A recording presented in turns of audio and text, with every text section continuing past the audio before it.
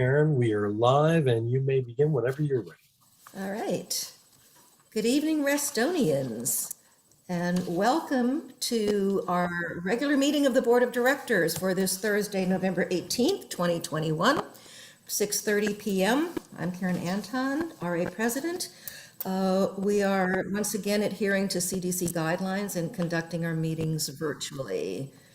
And we look forward to that changing sometime in the future, hopefully not too distant future, but for now, that's what we're continuing to do.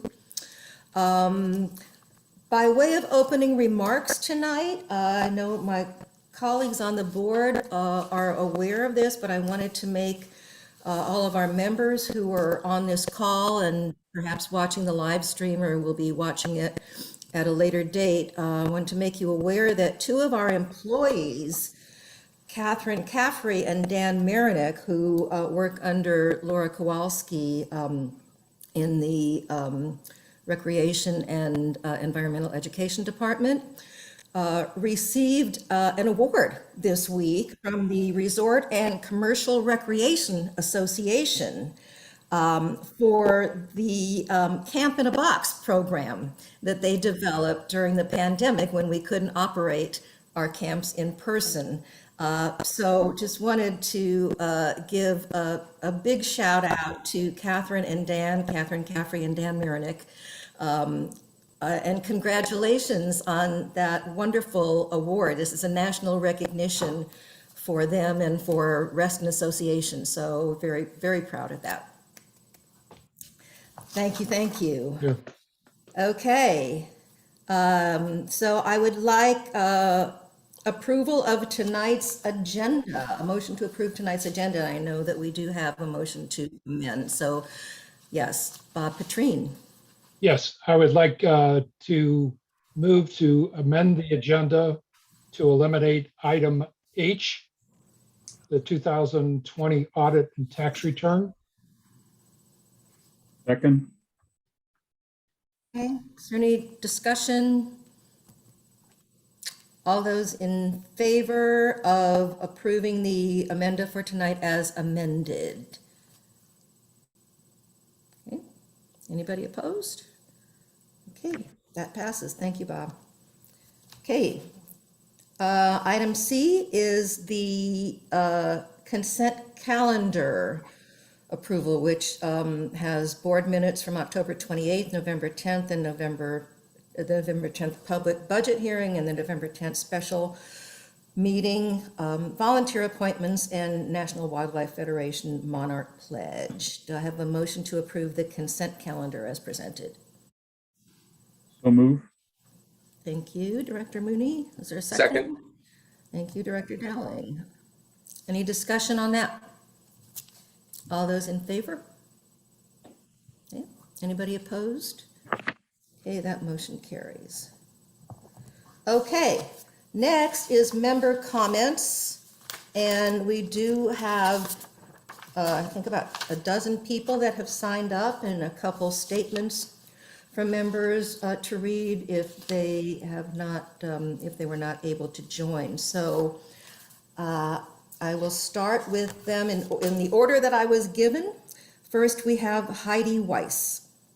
And just to remind everybody, if you are speaking as an individual member, you have 3 minutes. If you are speaking on behalf of an organization, you have 5 minutes. And Christina will prompt you as your time is about to expire.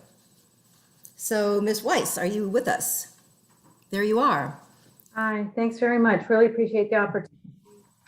I will definitely keep my comments brief, but first I would like to thank the Reston Association because I moved here last year in the fall and had never heard of pickleball. I live on, I think I'm supposed to give my full address. Yes, I'm sorry. Yes, that's okay. That's all I'm right. looking at it, so I neglected to ask you to state it. No, so please no do. problem. I live at 1486 Autumn Ridge Circle. And that is in the Summit Chase cluster. And I am a new owner as of last fall. So I definitely wanted to thank the Reston Association for introducing me to pickleball because I had never, ever even heard of it until I moved here last fall. And I consider myself to be extremely fortunate because I live right the Autumn Wood courts. And we did get four dedicated pickleball courts earlier this year, and they are fabulous and they are in constant use. And I use them as often as I possibly can. I have found the pickleball community to be really one that is inclusive, no matter what age you are, what size you are, what color, what beliefs you have. A very inclusive and very welcoming community. And I have just grown to love it very much. It's a great sport. It's a great activity. I know that sometimes may say that, oh, I heard it might be noisy. I live directly behind the courts.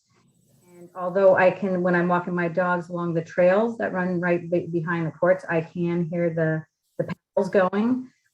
I don't find it to be loud. I don't hear people yelling. I don't find it to be intrusive. And if you've been around any swim meets, which I have here at the Autumnwood Pool on Saturday morning, they're extremely loud. The horn, the air horn is blasting. People are cheering. It's a lot of fun. I don't mind it. It's infrequent and it's good for the community. So. Sometimes if it's not really that terrible of a noise or an inconvenience due to the crowd, it's just not a big deal, and the kids love it. So I think there's room for all the sports and all the activities. Love for Barton Hill to be able to get their courts and their lights. The lights are really important. Our folks that I play with like to play on to the evening and after dark. And we're always respectful of the area and keeping it clean and neat and tidy, and appreciate that we have these wonderful pickleball courts right in my backyard. So I really would like to show support for the Barton Hill community. I'm sure that they would love to play pickleball as often as I do. I'm happy to answer any questions if anybody has any. This is just a time for you to make your comment. So thank you very much. We appreciate your being here tonight. Sure, thank you. Thank you. Okay, next on my list is Jan Kars, if I pronounced that right. It's Jan Karch. Jan Kars. I'm sorry, Jan. Yeah, not a problem. Okay. Not the first, nor will you be the last. So as I said, my name is Jan Karch.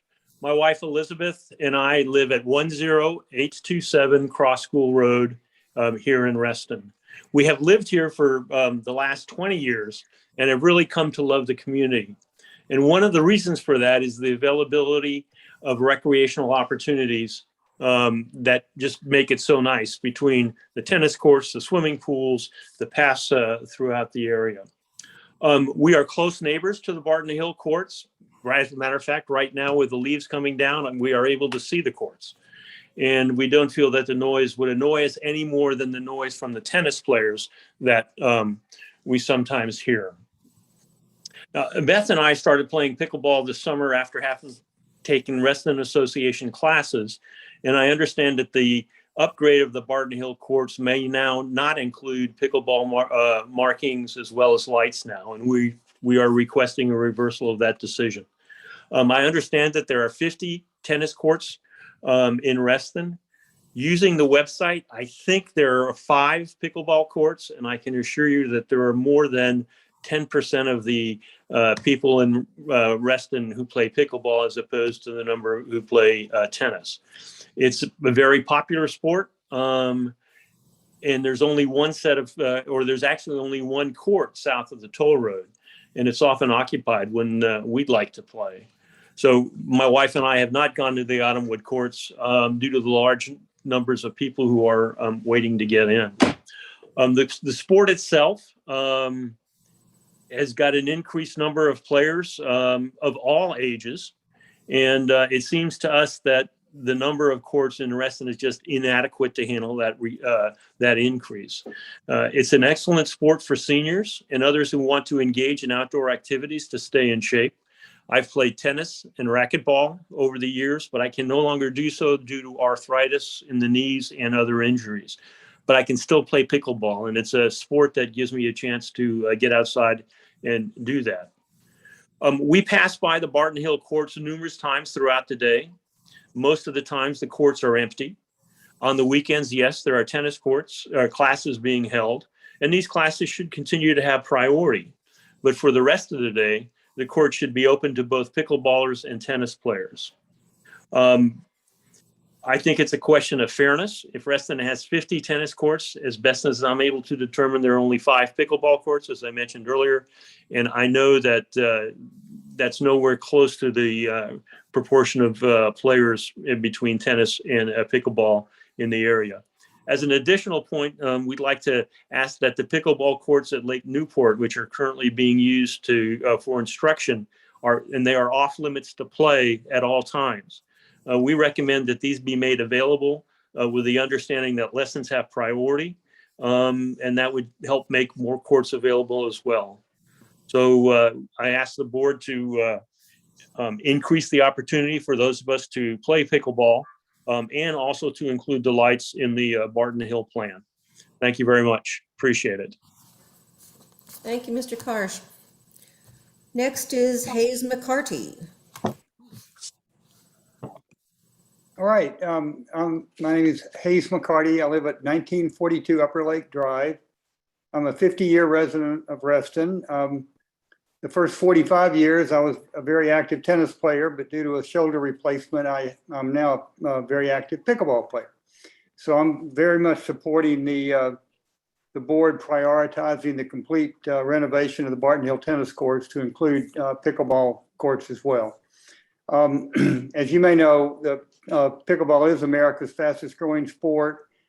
We really appreciate the facility at Autumnwood. It's fantastic, but on prime times, there's from 40 to 70 players waiting to play on 4 courts, and it's just totally inadequate to serve the needs, as Jan and others have just said. I think another 4-court complex in South Reston would be would be very helpful and would help alleviate the problem.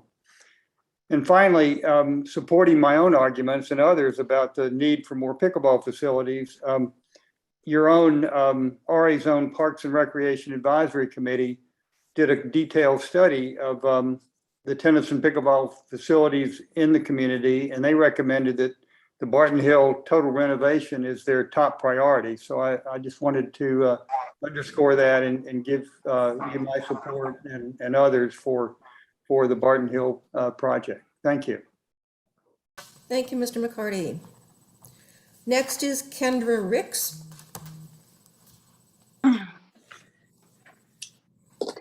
Good evening. I'm Kendra Ricks. I live at 10965 Harper Square Court, and I'm actually here to speak in opposition to this project.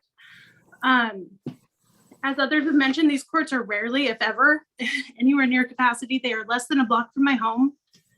Anytime we leave the house, we pass these tennis courts. Anytime we go for a walk, we pass these tennis courts.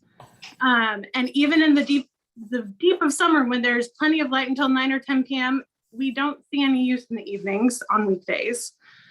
And it's very busiest during tennis lessons. If the parking lot's ever full, it's because of a soccer game across the street. And I'm mostly concerned about the value for investment here. It's $851,000. This isn't a small investment. I appreciate the desire for more pickleball play, and that seems to be the least expensive part of this project. But this is huge. I noticed in your board materials that there's a $7,500 usage capture line item in the budget, and I think that that's great. But I also wonder if there was usage capture for the Barton Hill location before we decided to do this project. we moved to Reston in 2018. And at that point, the assessment was $682. If today's proposed assessment passes, that's a 10.1% increase in 4 years, which is a little ridiculous. My salary certainly hasn't increased 10.1% in the last 4 years, and especially not in the last 2 with the pandemic. This is an unreasonable time to be thinking about this. Supplies are more money than they have been. I'm not even convinced that this budget is going to hold true based on the supply chain issues that we're looking at in the economy. And we have my neighbor, Meg Murphy, compiled some of the questions from our cluster that again abuts these courts. And I really appreciate you all getting it back to us so quickly today. It was a pretty quick turnaround and you did a really good job. So thank you so much for that. But some of the things that I found interesting were that during the course of this process, you've only received 5 more comments in favor versus opposed. And it's only 40. It's 40 versus 35. That's like really not very many people for an $850,000 project. That's the thing I'm the very most concerned about. I would love to have more opportunities for our pickleball players. That's the least extensive part of this project. And we have 24 other lighted tennis courts. If the lights are really important, there are 3 within 3 miles of Barton Hill. Has the board discussed at all adding pickleball courts to those tennis courts that also, in my experiences I've driven by, haven't been very busy? Like, are these other options? Because nearly $1 million in the middle of a pandemic, with the economy the way it is, seems really unreasonable. And the way I understand it, I've only recently been involved with this. This was put off for a couple of years in October, and then brought back in the last couple of weeks in a special meeting. And I feel like that our community was definitely not brought into this conversation. It was I'm all so word of sorry. mouth. That's actually time. Okay, that's fine. Thank you so much. I really appreciate your time and I appreciate you listening to our comments. Thank you. Thank you for taking the time to be here. Next is Joe Durishin. Hope I pronounced that correctly. Yes, thank you. This is Joe Durishin. I'm at 2113 Golf Course Drive. I'm going to speak entirely about tennis, not pickleball. I've been a tennis player in Reston since 2009. And living on the south side, I've often felt the courts here were inferior to those of the north side. If you look at the hardwood courts in Shadowwood, comparing them to the hardwood courts on Hook and even Lake Newport and Autumnwood, there's definitely a step down. Certainly the clay courts at Glade are a step below those at North Hills, where I primarily play at this point because they are the best courts in Reston. So it'd be nice to level the playing field for the South Side players so I don't have to traverse across Reston, particularly during rush hour time, to play tennis. Secondly, once RTT starts in April, the availability of courts is dramatically diminished. You have RTT and tennis lessons occupying Glade and Shadowwood. So the addition of Barton Hill as a lighted facility for nighttime play would, again, benefit those who want to play closer to home. And finally, Barton Hill is the only place you could add lights on the south side. There's a tree line that provides a buffer to the houses behind it. There's parking already, so it is ideal. And the only place to add additional lighted facilities for tennis. And in lieu of actually getting a covered facility that we can play year round, this is the next best option. Thank you very much. Thank you, Mr. Durishin. Karen Anderson is next. Yeah, can you hear me? We can. Oh, fantastic. I'm Karen Anderson. I live at 11421 Hollow Timber Way. And I moved to Reston from Falls Church about 2.5 years ago because of what Reston has to offer in terms of community and amenities. And during the past spring, I took a series of pickleball lessons through the Reston Association, and I've really enjoyed it. And as we've been all talking about, pickleball is, fast growing sport. Because not only does it keep you physically active, but socially inclusive. And I've met a lot of people through playing pickleball.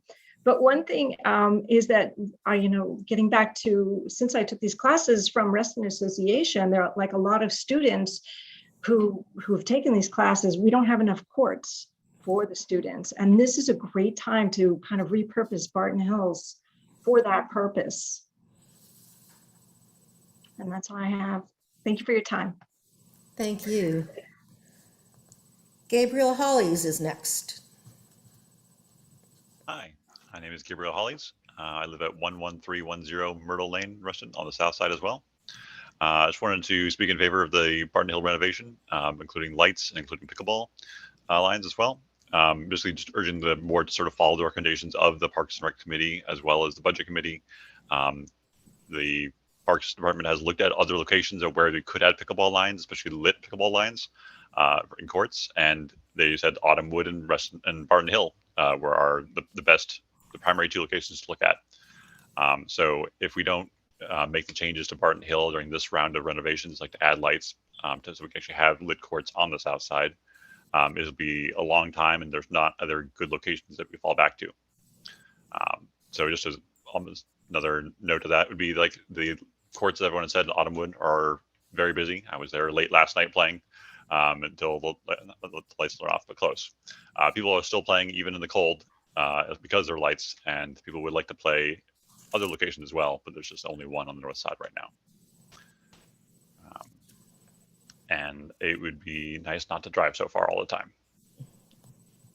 And there's some comments around the parking and like crosswalks. I definitely do think that it would be great if we could agree with the people who live nearby who say like there should be added crosswalks and maybe even a light at the intersection just to avoid people crossing that street where between the two parking lots, just to make sure everyone can walk across safely.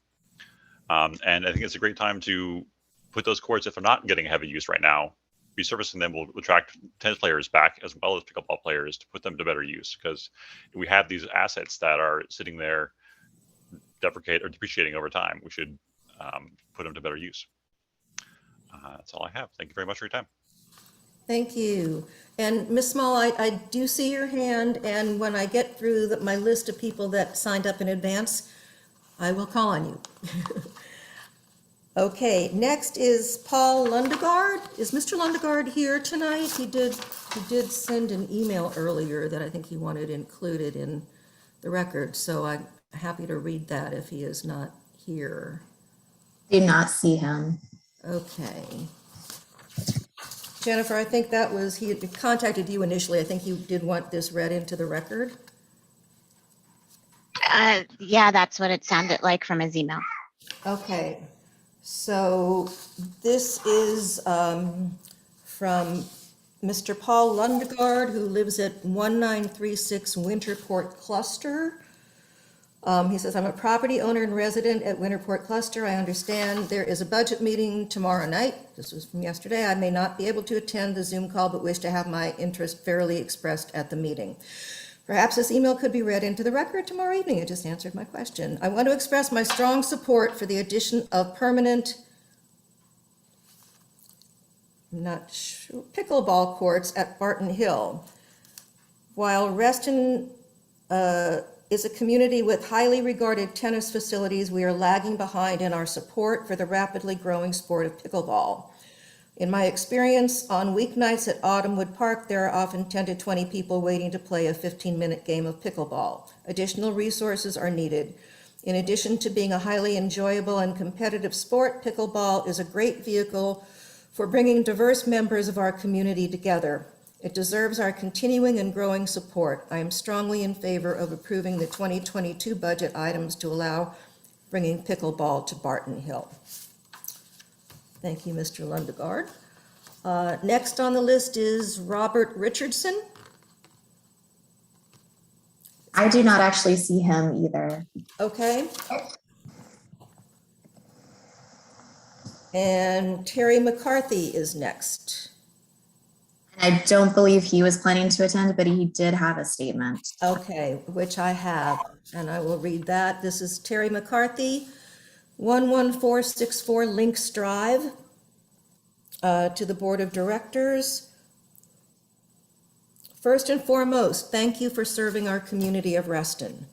What makes Reston so special? One, the vision of Richard E., he said, Robert E. Simon Jr., and two, the wisdom of the RA boards over the past 6 decades.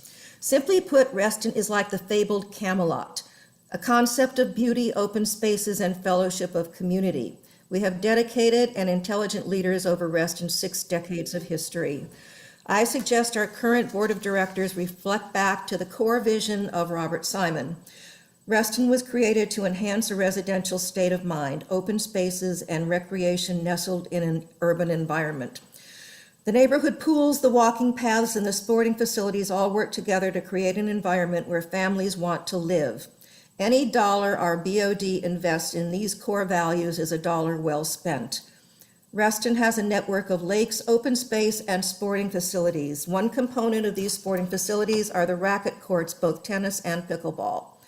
My personal experience has been playing these sports, both tennis and pickleball.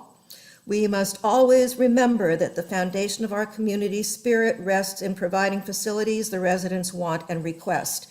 For this reason, I'm asking our BOD to look long and hard at the benefit of upgrading and providing requested racket sports facilities. Sincerely, Terry McCarthy, a very happy resident of Reston, Virginia. Okay. Next is Barbara Culp. Is Ms. Culp here? That's B-E-K? Okay, we need you unmuted. There you go. Hi, I'm Barbara Culp. I live at 11602 Bromley Village Lane, and I want to add my enthusiastic support for redoing the Barton Hill courts and including pickleball lines and lighting. I've lived in Reston for 29 years, and I live by myself, work outside of the community, and I would say since taking up pickleball in May, I suddenly finally feel part of this wonderful community with many, many friends, many people I meet every time I go to pickleball. I've got a core group of people I play with, but every time I go, I meet new people to play with. It's just a wonderful sport, and we should be supporting it. There are so many people there. The courts are so crowded at Autumnwood. We definitely need more courts, and they should be lighted. Many of us work and our time to play is after hours. I actually play about 4 times a week now, so I want more courts. And I think also as the winter is coming on, it's even more critical to have these so that we still have a place to play outside. And that's my statement. Hey, thank you. And next is Megan Murphy. Hi, I'm here. Can you hear me? We can hear you. Okay, I'm carrying my infant son. So if you hear some gurgles or some crying in the background, I will try to be quick and clear. I also didn't realize that we only had 3 minutes, so I'm going to talk very quickly. I know the board of directors knows this because I've been in extensive email contact with them over the past 5 days. But I am here to represent more than 30 residents of the Barton Hill Court who strongly object to the lighting aspect of the Barton Hill Tennis Court project. And I think there may have been some miscommunication from the board or from others in the area, because I have not heard a single objection to the idea of resurfacing and repainting to include more pickleball courts at this court. So, I mean, I've been really enjoyed actually hearing how much pickleball has done for all of these residents. I'm kind of getting jazzed about pickleball, a sport that I really don't know very much about. And you guys look like some really cool people to hang out with and meet. But I think a lot of us are objecting to the lighting project for 4 primary reasons that they have asked me to come and speak to you about today. This is where I'm going to speak very quickly. The first is the issue of the fiscal responsibility. My neighbor Kendra spoke to this a little bit, so I will be brief. But the bottom line of the point, sorry about that if you are hearing my daughter, is that we are basically smack in the middle of the greatest recession of the last decade. And this seems to me like a fairly extravagant project to spend up to almost $1 million at minimum in order to be able to have lights added to a court where we have already decided that there are at least 2, I think 3, lit courts within a 3-mile radius of this area. Do some of those maybe need to be painted to be pickleball courts? Do we need more extensive pickleball courts? Do we need to maybe find new places for lit pickleball courts? Cool, I'm in favor of all of that. But to try and change this court that's right here in our backyard to the tune of $895,000 or more seems pretty fiscally irresponsible to me at this time, while people are still trying to decide, are they putting gas in their cars or are they heating their homes? Okay, the ecological preservation aspect of this, I think, should be pretty clear to people. And for those who are asserting that there is a tree line that will block all of that light from the homes, I can personally attest and send you photos that that is inaccurate. I have seen the people playing tennis. I know what they're wearing and I know how they're scoring in their tennis games right out my kitchen window. So please, please, I request that you not try to jump to the conclusion that the trees are going to provide coverage 24/7 all year round. I think the real reason that a lot of our residents here oppose this move is because there is no need for pickleball to be going on right outside our backyard to the tune of 17,000 watts for up to 7 hours a day between 4 and 11 p.m., 7 days a week, 365 days a year. That to me seems ridiculously excessive as far as pickleball playing is concerned. And I recognize that people seem to be really into this sport. That's cool, but I think it's fair for people to say that 10 to 11 p.m. is not an appropriate time for 17,000 watts of light to be blaring out of our backyard windows when we have small children that we're trying to put to bed, who are trying to sleep and enjoy their community in the evenings. Okay, so here is the last point, and it's the main one. Hopefully I have 1 more minute left. I'm so sorry. That is actually time. Oh, really? Can I have 5 minutes on behalf of the 30 residents here who have asked me to speak tonight? Are you an officer of the cluster board? No, but I have been asked by the cluster board to speak. Does that count?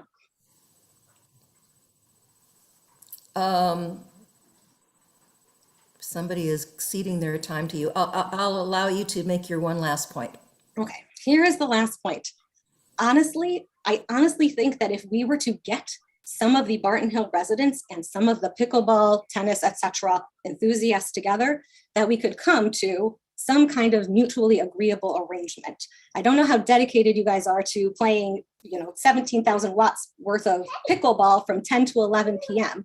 But I honestly think that there has been some miscommunication about what people are able to compromise on. And that's why I'm suggesting when we think about data collection, which has come up multiple times in previous board of directors meetings, that we take the more time to really learn and assess who is in favor, who is opposed, and what kind of compromises or other alternatives could be made to this project that would not make it quite so controversial. The fact that it is so controversial that in surveys, which I think many people question the legitimacy of, but maybe we can go off of them anyway, the fact that there are 35 to 40 suggests that this is a pretty controversial issue, and maybe we need to take more time to collect information about who is opposed and why, who is for and why, and what kind of middle ground could be made there. I know that you have 35 people registered in some survey that was taken somewhere about whether they support versus 40 who support versus 35 who oppose the move. But I guarantee you that that survey does not represent anything accurate in our community. I know that for a fact because I have an additional 30 people here in this town who swear to me that they have never heard hide nor hair of this survey. And I can tell you and personally attest myself that I never saw such a survey. So that's why I'm asking, when it comes down to this issue, clearly it's controversial, clearly it's excessively expensive, clearly it is providing some kind of potential destruction of the wildlife, of the nature, and really of the beauty of Reston, which for the record is why most of us moved into this area. Because it's so controversial, I'm asking that the board consider deferring for another year and making sure that they are collecting the appropriate data and not just going off of who has internet capability and the willingness to and availability to attend this meeting at 6:30 in the evening on a Thursday night. There you have it. Did I make my time? Thank you. Thank you. All right, we still have, Ms. Small, did you had your hand up earlier. Are you still wishing to speak? Yes, thank you very much. There you are. My name is Kim Small. I live at 2362 Tumbletree Way, and I'm not talking about pickleball and tennis and lights, although that was very interesting. I'm talking about the DRB. We've recently had in our neighborhood a big project proposed next door. And I've lived in Reston all my life. Everyone likes to say how long I lived here. I lived away 10 years, so I've been here some 40 something years. So I know Reston really well, and I know the covenants are really important. And what we've experienced in our neighborhood is a lack of the DRB attending to the covenant on single family detached dwellings, where it says to visually integrate with the existing house and the neighborhood. So the and the neighborhood part is being completely ignored. They've had a bunch of affected party statements about integration with the neighborhood, and has not been addressed. It's been quite upsetting. On top of that, just the way the meeting is run is rude. They get to their 3 minutes and they cut people off mid-sentence. It's not polite like this. It's unbelievable. I was flabbergasted, frankly. So I just want to ask for some oversight, auditing that case. I don't know what you all can do, but I was shocked, frankly. Totally shocked. I still am. So are my neighbors. They didn't even know this was happening. The neighbor next door wants to double the size of their house. Nobody notified the neighbors, only the minimum 3. I looked on the website. It looks like there's no regulation about how big a project has to be before you notify the neighbors. I don't get it. It appears that the chair is really for the project, which great for him, but is there a conflict of interest? It just makes you wonder. The checklist was not even completed, the checklist on their own form, and yet these people got on the agenda 2 times so far. Approved in concept both times. So that's all I have. I appreciate the time, and I really would appreciate people looking into this thing. Thank you so much. Thank you.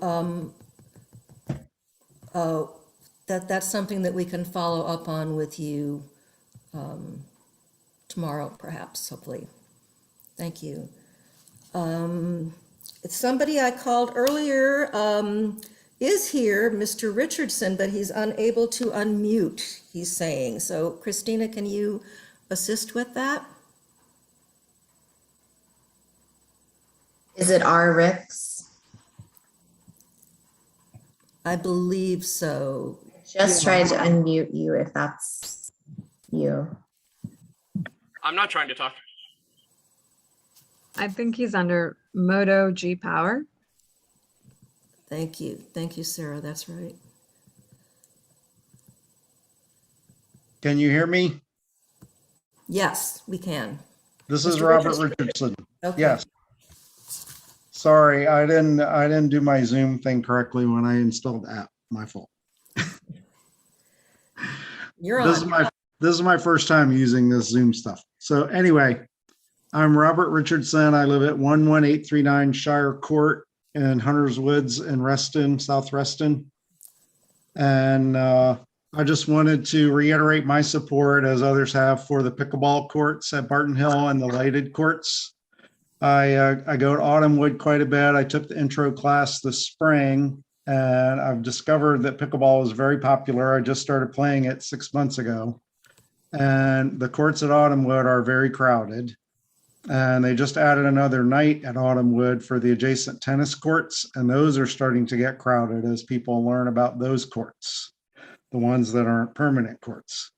So I think we do definitely need additional courts in Reston. And from my understanding, Barton Hill is the primary target because of proximity to nearby housing. And I definitely think we need lights there also. And for Reston to continue to be a leader in recreation, I think additional lighted pickleball courts are very, very important. And I strongly support this project. And that's all. Thank you, Mr. Richardson. Was there anybody else wishing to speak? Do the raised hand thing in your, under the participants page if you do, or just. Did receive a request from Director Selvage D'Souza. Okay. Sarah, you have a member comment? I do. If everyone else is done, I just have a quick. It looks like it. So Sarah Selvaraj, 2118 Greenwatch Way, Reston, Virginia. I'm making a member comment on behalf of Reston Strong today. We are running our Thanksgiving meal drive and are feeding over 100 families from our local schools.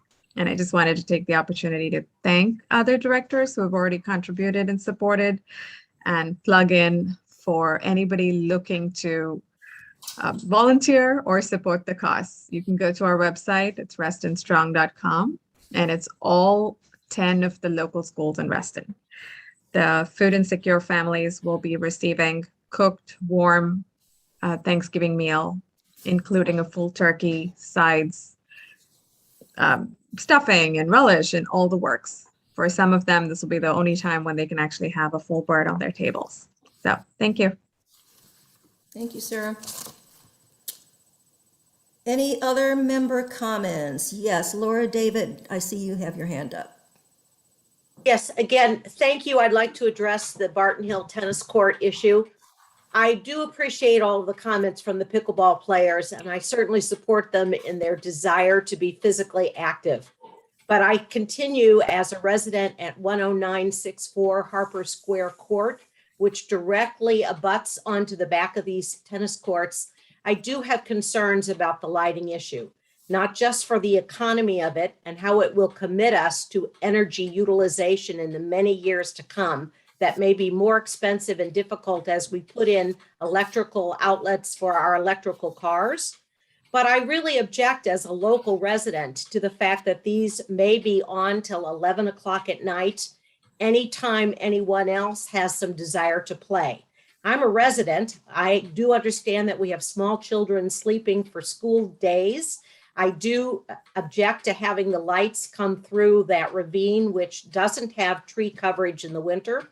And I do think that the residents who live in the direct vicinity need to be heard when we talk about if lights would ever be used, what the impact is on the privacy, the quiet, the peace of the residents who are directly facing those courts. So there is a strong feeling in the Harper Square cluster, as Megan Murphy stated, that this lighting situation is a significant concern for the residents who live there, and through the open-ended hours of usage that may occur at all different seasons. Thank you, Ms. David. Is there anybody else? Okay, if not, then, Karen, it looks like someone just raised their hand. oh, somebody did, and that would be Shasta Douglas. Yes, thank you. I am a resident of 10904 Harper Square Court, and I'm here just to voice my concern as well about the lighting situation for the potential pickleball renovation. I am one of those residents who can see the court just here looking out of my office window. I work here during the day. My husband is also on the other side. We hear the tennis ball, going back and forth. That's fine. There's just concern about the court, the lighting for one, shining into our office spaces, our bedrooms here on the strip.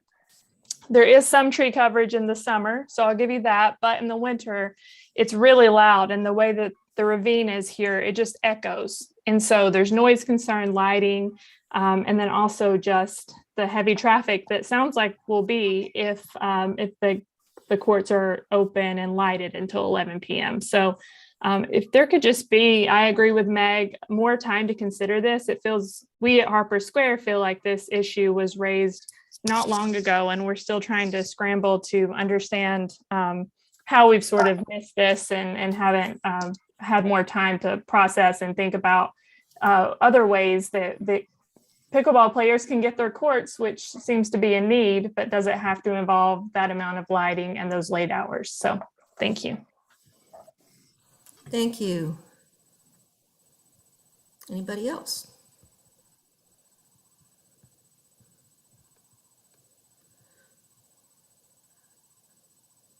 Okay. All right, if there's nobody else, then thank you all for being here tonight. We appreciate your input and your interest in the community. So I'm going to move on to the next item on the agenda, which is an executive session So those of you who want to continue on the call for the meeting, you will have a break while we go into executive session to discuss some contractual matters and violations matters. So if I could have a motion to convene into executive session. So moved. Second. All those in favor? Aye. Anybody opposed? Okay, without objection, we're going into executive session.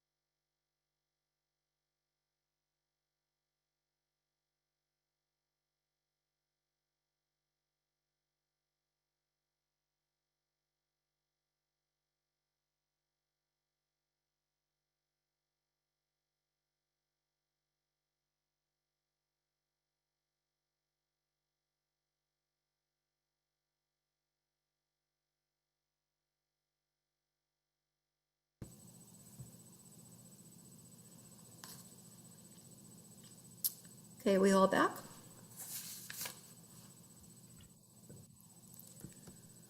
Okay.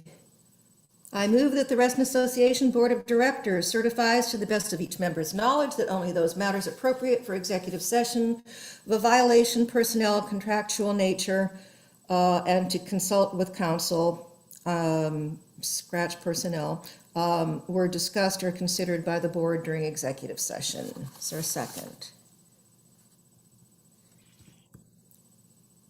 Somebody, John, you raised your hand, thank you. Reminder, when we come out of executive session, we're all muted, so make sure you unmute. All those in favor?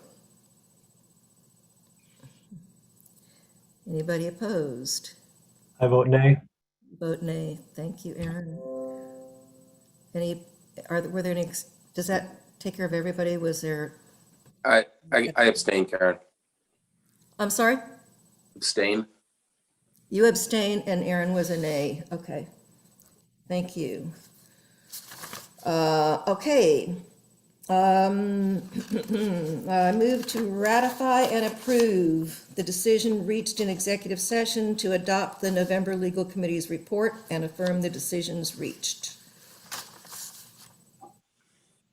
Second. Thank you, Aaron. All those in favor? Aye. Okay. Any nays? Any abstentions? That carries. I move to ratify and approve the decision reached in executive session. I'm sorry, scratch that. I move that in accordance with the association's policies on purchasing and procurement, to approve the contract with Hubert Construction LLC for the Lake Thoreau Pool Project. Second. Thank you, Tim. All those in favor?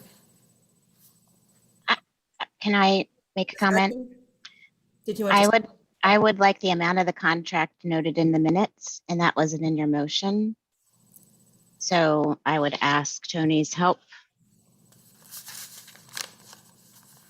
Can I do a we don't call them friendly amendments, but I forget the word that we use. Just a minute. Move to amend the motion to include. Okay. Then I would motion to amend the motion to include the cost of the contract. Okay. I'll And second. which is?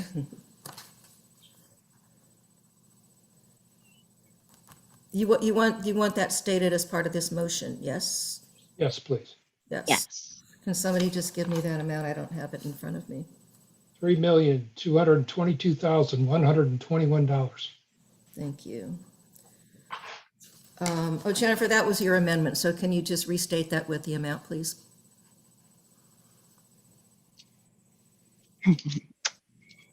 What was it, Bob? 3,000,000. 3,220,000. 222,121.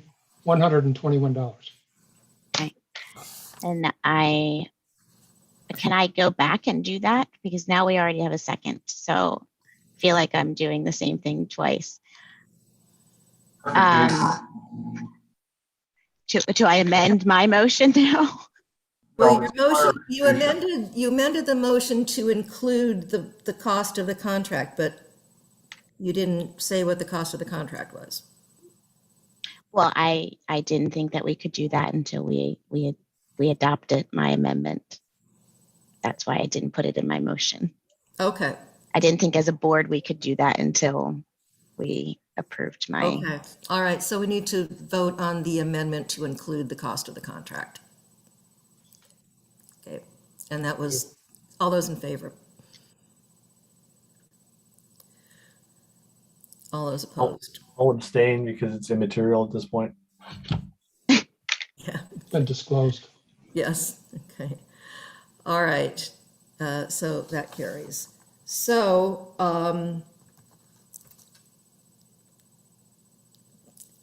so now we need a motion. Now we need to vote on the original motion. I'm lost. What do we do now? We're voting now to approve the pool contract, Right, and that's it. okay.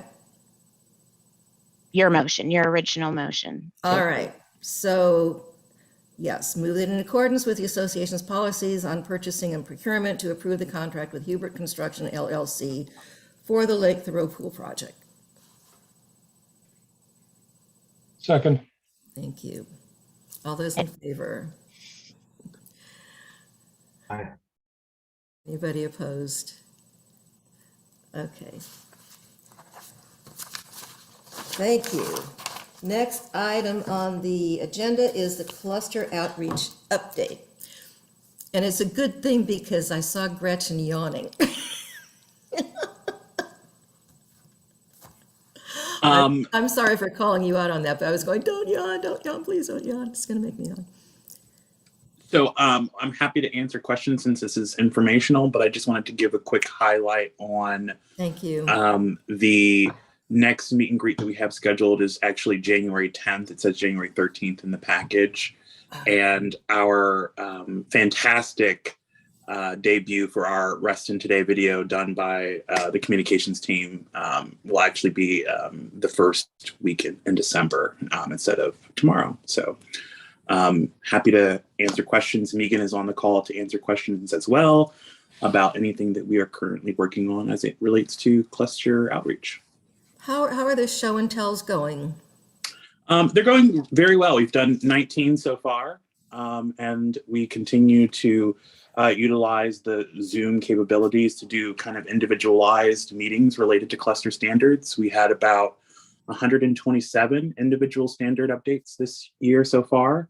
So everything seems to be working appropriately. I think the board has seen, hopefully, the communications that members are sending about how fantastic of a job the Covenants Department is doing. So shout out to the team for doing an amazing job. This year has been another difficult year in Covenants. So I just wanted to give praise to the team because they very much so deserve it.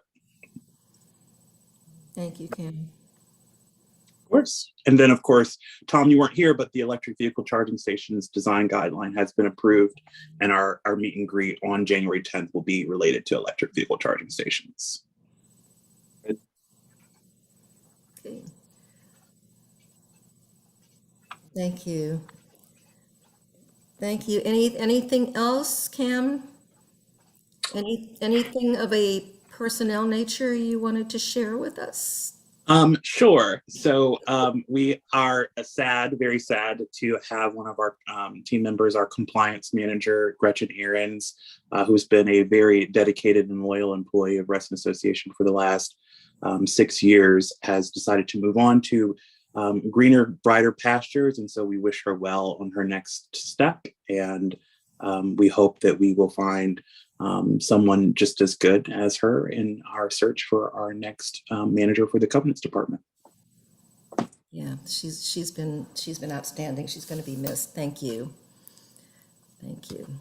Okay.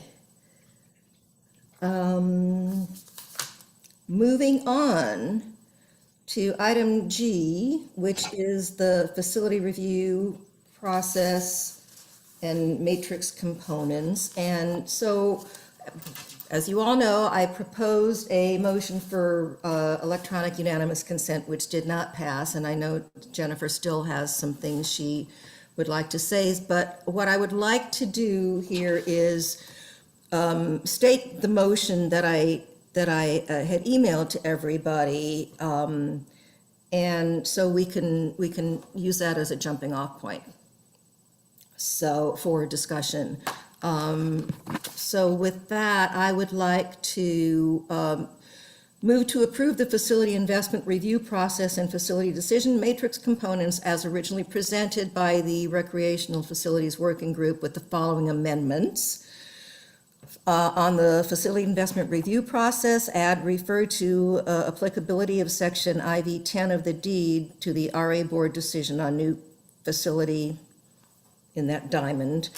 And then on the facility decision matrix components, add and want to community need heading.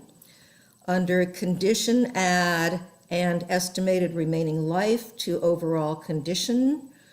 And in condition and financial, this was just a fix because the working group had referred to the financial advisory committee, and we need to just change that to fiscal committee. So those were my proposed changes to the original. So if I could have a second so we can have discussion. Second. Thank you, Tom. Okay.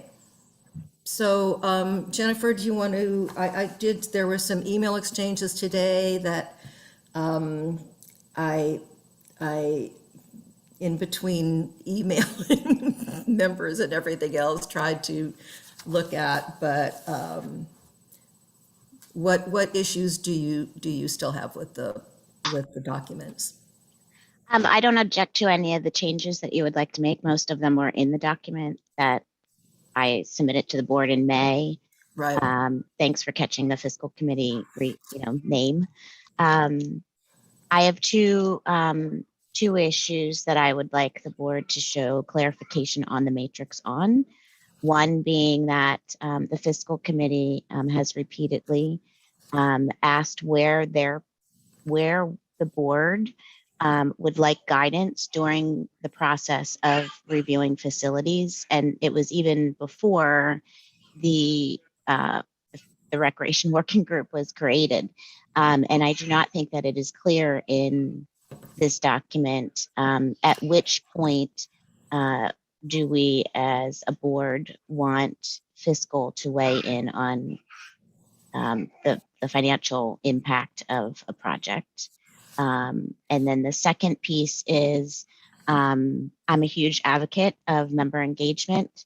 As you have heard me say multiple times as a board member and as a regular member, I believe that just like tonight, our failure as leaders of this organization is to fully engage our members before we make decisions. And that engagement needs to be direct. It needs to be thorough, and our members are entitled. They pay the fee for everything that Reston Association has to offer. So we should be engaging them early in the process. I believe that should be right after the staff identify the large projects on the second square. And it's clear in those squares that we will look at the branding study, we will look at sources of data, and then PRAC will initiate its review. But even during PRAC's review on the second page, it says at one point user groups. But for the most part, those data sources are truly just data sources. They're not our members. So I believe before any future board makes a decision, the members should be fully heard and fully educated on any upcoming projects. And then after a decision is made, they should be fully engaged and fully aware of the implementation or the potential implementation during the design phase of these projects. Chris has proved that he can do a very good job at that. Every time I've asked for guidance, for things to be posted to the website, for emails to be sent out, for community meetings to be done on the Lake Thoreau project, he's done that and done it well. But it's not part. Neither of these are part of our normal process, and I believe they should be.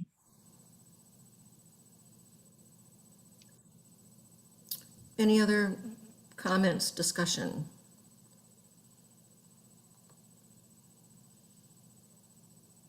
Well, if there is none, I guess I will call the question. Yep. Bob. Are we voting to accept the motion as you proposed it without Jennifer's? It hasn't been, I haven't heard an amendment offered. John, was that a hand raise? No. Yes. Then I offer an amendment Yes, to include Jennifer's two issues to solidify fiscal committee's role in the process, and secondly, to enhance the community engagement in the process. Sarah, Second. Second to that? I'll second. You'll second? Discussion? Yes, Aaron? Your amendment is very vague to me, Bob. I don't know what's being added to where. It's ideas that I'm in favor of, but the implementation completely escapes me. Okay. Well, that is one of the issues that we've been facing at the fiscal committee is where does the fiscal committee fit into the process? When does it fit in and what role does it play? And so far that is very ill-defined. So it should be as soon as you have a conceptual plan so that you can price out the financial impact, and then working all the way through contract.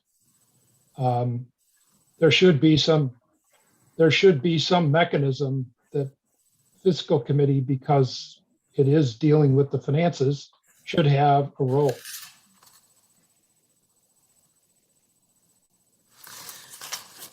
Is there some place that can be identified, specific place on the review process piece? Yes, Jennifer. I believe that it should be on the box below the one that says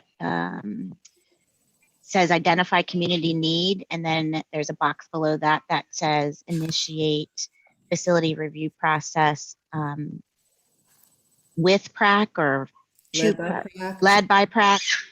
I would say led by PrAC and with the input of fiscal. And the community feedback piece, my proposal would be to use the same wording that is used on the 4th box over where it says community, I don't think it says community engagement, but it says underneath of that one, direct engagement with the community. Yes, I think that I can't read on my copy what it says. But. Yeah, I think that should be moved back to the left-hand side of the matrix.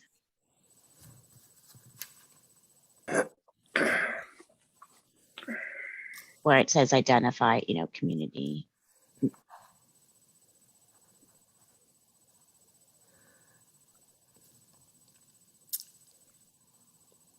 Any other comments? Tom, you were chair of the working group. Do you have anything you want to say? Well, I'm looking at the box that you were referring to, Jennifer, and it does imply it says led by PrAC with community input sessions. Doesn't that address both those concerns? On page 2, it lists how PrAC will run its process. And on page 2, it says user group is the only mention on that whole page. That's not a data point.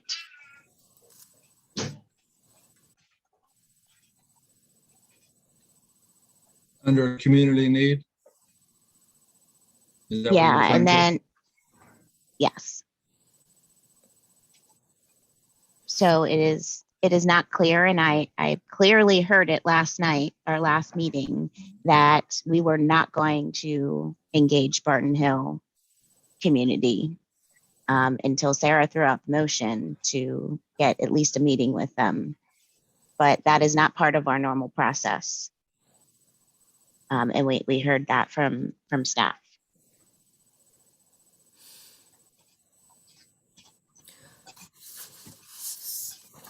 So Jennifer, if you could restate, or Bob, if you could restate your amendment. I think it would be helpful if we had Christina bring up the matrix that we're referring to.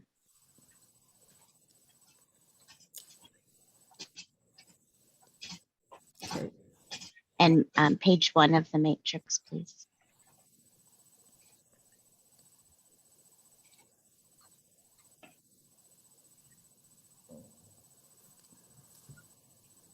Okay.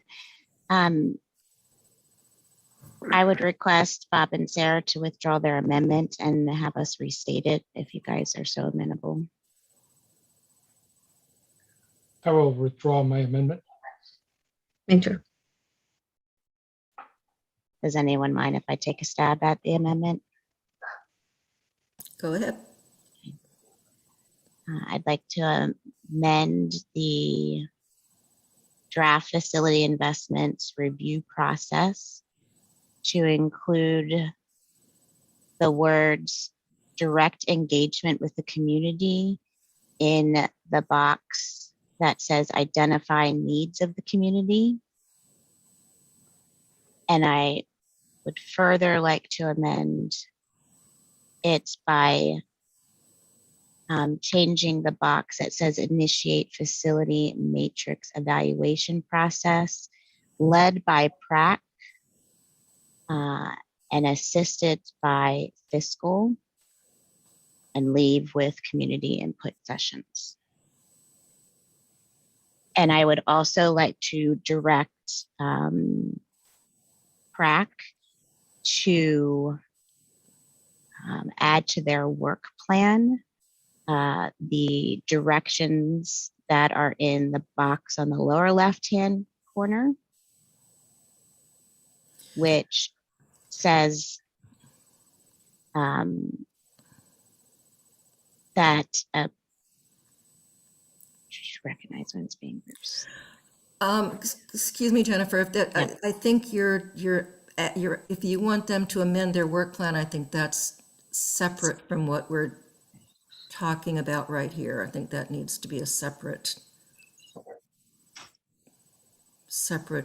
item that we deal with. Do you want to make it as 2 motions? Yeah, well, as soon as I do that, then someone's going to tell me I'm out of order because we're not talking about PrAC's work plan tonight. But yes, I will withdraw that portion of Okay, yeah, I mean, that's something we can take up, but I think. But it it's not does affect directly the process, this process review, because that lower left-hand box says that a process is, the slide deck will become an institutional knowledge of how this process is applied, and we do not have a slide deck. Madam President, may I make a suggestion? Yes. Rather than wordsmithing this tonight, would it be prudent to defer this so that we could ascertain with the parties of interest exactly what they want to do and tailor a more functional motion so we don't leave anything out or misstate anything? This has been hanging around for quite a while now, and I don't know.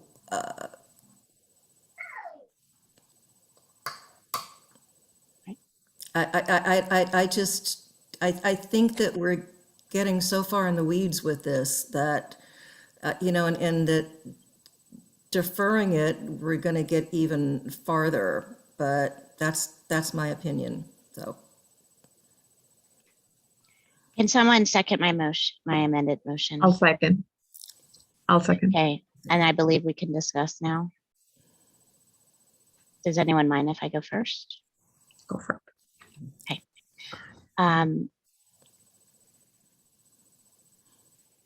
You heard the reasons why I wanted these changes in, but I believe that this review, this facility investment review process in the matrix on the second page is really one of the most critical things that we can do as a board. We are identifying the millions of dollars that this association will spend in its future of how facilities are decided upon, and I believe that we are failing at it. So I do believe that it is worth our time to take and make sure that this process is correct. And with my experience on this board, if it is not specifically in writing on a document, then I hear all the time that it's not required, that we have to do it.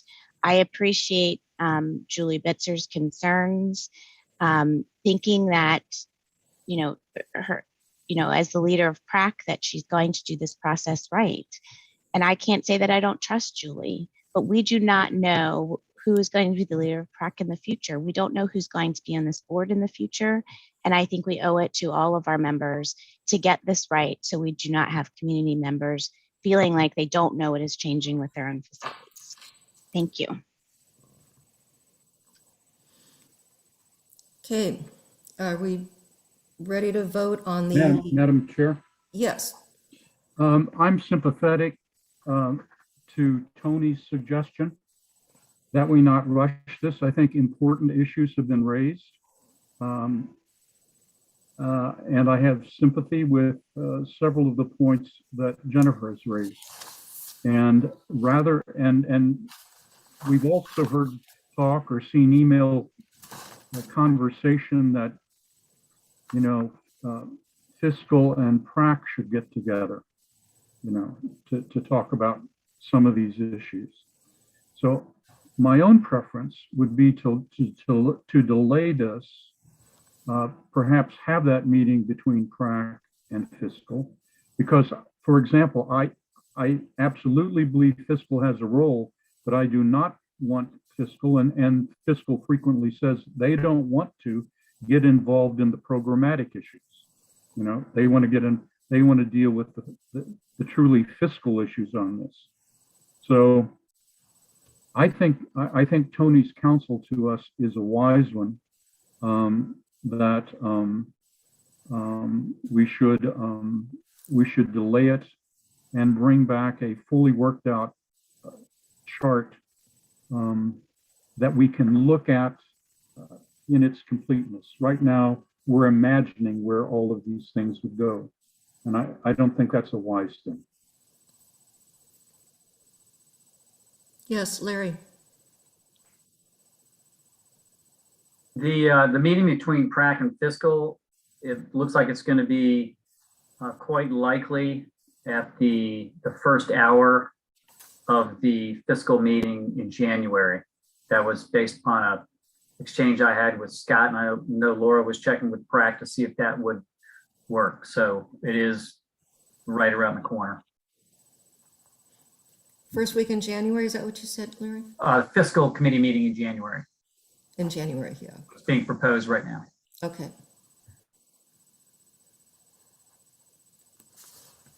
Okay. Larry, would you mind including Bob and I on emails when you're scheduling meetings? Well, yeah, it was just, certainly. It was just Thank you. To see if Scott preferred having a separate meeting or including it as part of fiscal. That was all the exchange was. Okay, so where are we with motions now on this? It sounds like we're looking for a motion to defer this. Yes, Jennifer. We already have a motion. We have a motion. We have a motion on the table, and We I have would a be motion on the happy. table. I would be happy to withdraw if Karen would be happy to withdraw and our seconds. But I do feel very strongly that we do not have discussions as a board. Like, please explain to me how it is I can do this between meetings. And because I'm not allowed to do it via email, we're people throw motions before we can, have discussions. Erin prefers a motion every time we this is an agenda item. And I think that if we would have discussed this, we could have come to a resolution. And I don't know how to do it in between meetings. Well, we did. But if we you, are if you're discussing willing, it- We are discussing it tonight, so, and trying to come to some method to move this forward. I think we have two motions on the floor, and I think that's what Jennifer is getting at. If she withdraws hers, Karen, are you saying you'll withdraw the motion that was sent by email? I would like to put it up for a vote. So then, let's put it up for a vote then. I think we have to And vote then on if the and if amendment first. Then, yeah, and then if it fails, we'll go from there.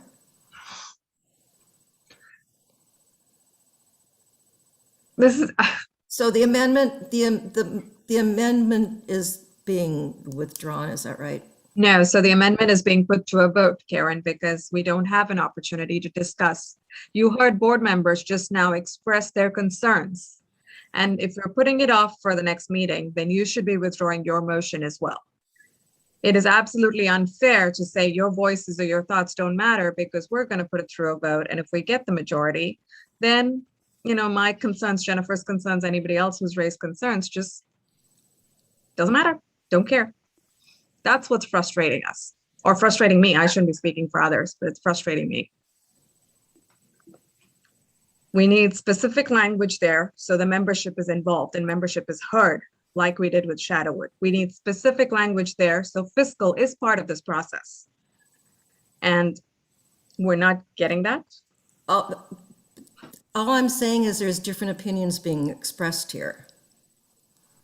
So it's not that anybody's opinion doesn't count. It's just that we vote on things here. So.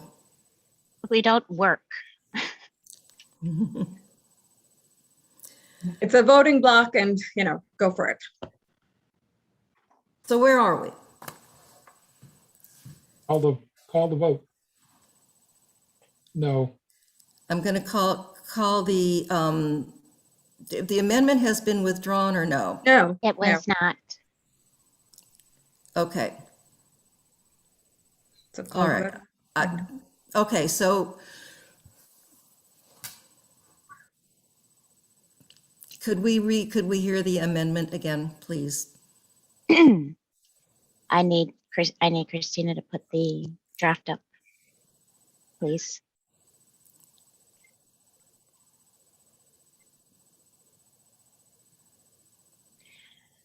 Adding the words direct engagement with the community within the box entitled Identify Needs of the Community.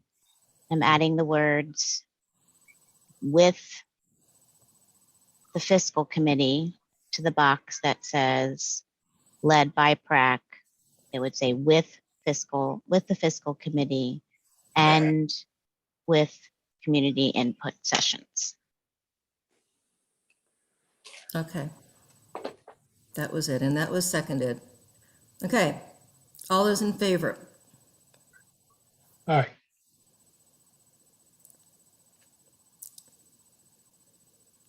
One, two, three, four. Was that it? 1, 2, 3, 4, 5? Aye. 1, 2, 3, 4, 5. Okay, and all those opposed? Tim, Aaron, are you abstaining? Okay, As am I. as you are. Okay. So there were 5 ayes, so the motion carries, right? Yes. Okay. Okay.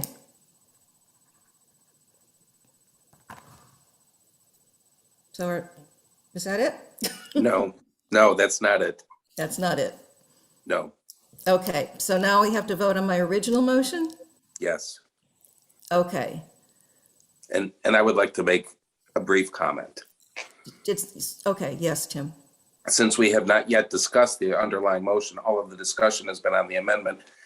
I would like to go back to a comment that Larry Butler made in May, which is the working group and to some extent PrAC has put in more than a year developing this document.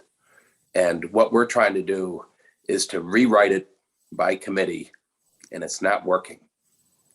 And I'm sympathetic to the concerns of our general counsel and Vice President Mooney that we're going to end up with something that doesn't work.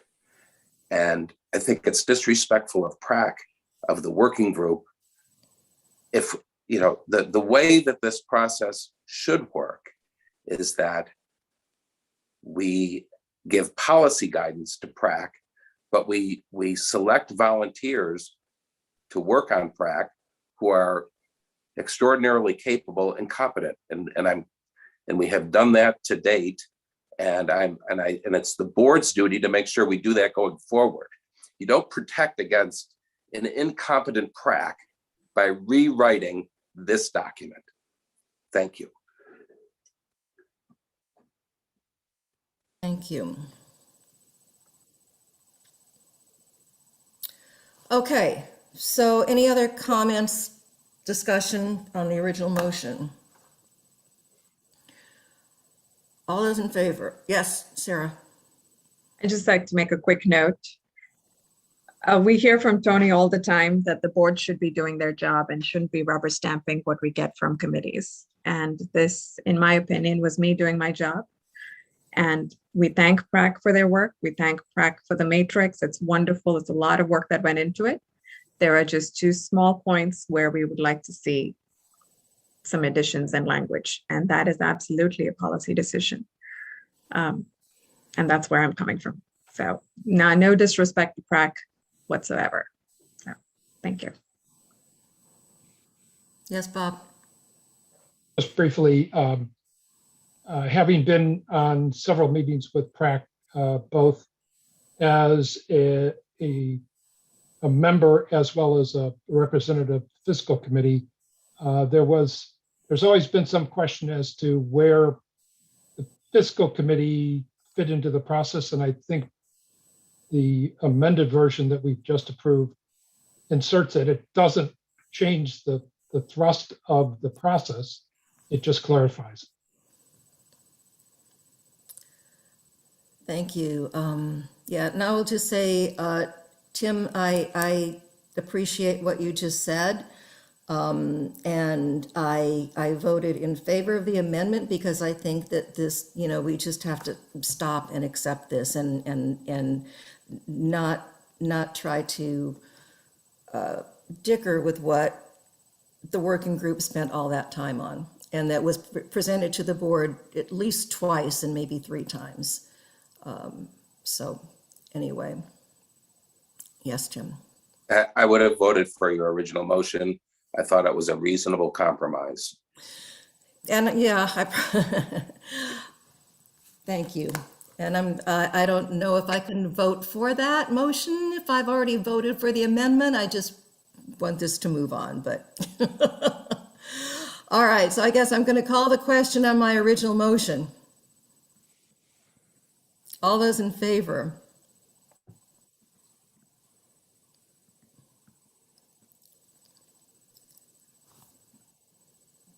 Is that an, or is, Karen, your hand is up, Jennifer. You mean your original motion as amended, correct? As amended, all right, yeah, I guess that's what I have to do. Yes, so I'm confused at this point, yes. Yeah, so we voted on the amendment, vote for the original motion as amended. All those in favor? Okay. 1, 2, 3, 4, 5. Okay. All those opposed? 1, 2. Thank you. Motion carries. Abstain. Oh, I'm sorry, John. I missed you. Abstain. All right. Moving on to the treasurer's report. Thank you. I will keep this very brief. This was provided earlier this week, a little bit late because of the timing of the last fiscal meeting, which was on Monday. I will keep it incredibly brief and just say the finances of the association are strong.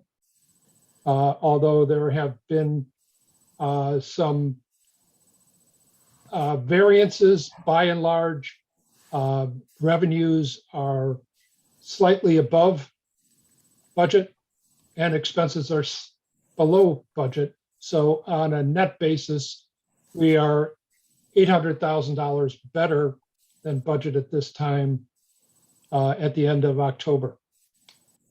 The other item that I'd mentioned in terms of executive summary would be the pace of capital expenditures has been adversely impacted by the global logistics slowdown.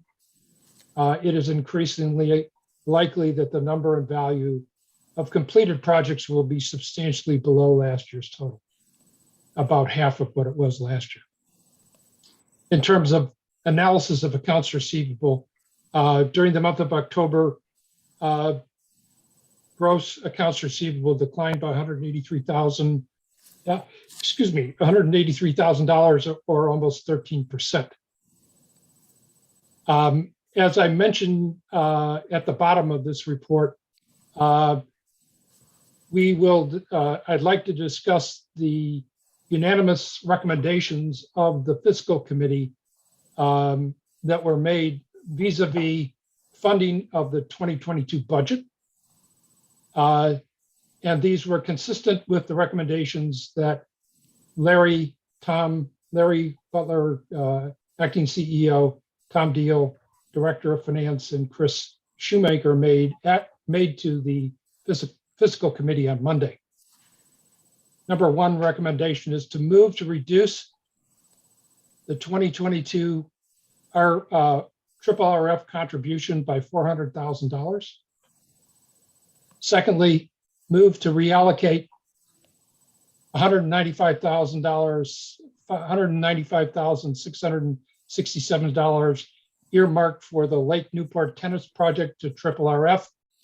This was basically money that had been allocated in prior years, and the project will not be undertaken until at least 2024. Third, move to defund purchases previously approved for one pontoon boat, one yurt, and the lake house dock, and reallocate the $83,000 back to RRF. Number four, to reallocate $435,000 in positive variances from the previous capital budget to the 2022-2023 capital budget. And number five, to move to utilize $500,000 of existing operating cash to fund the 2022-2023 capital budget.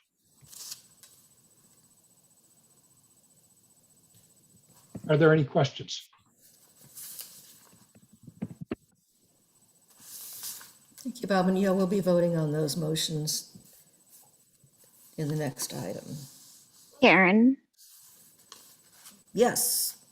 can I ask that those recommendations be included in the minutes of the session because they were not ready for the packet since the meeting was on Monday night?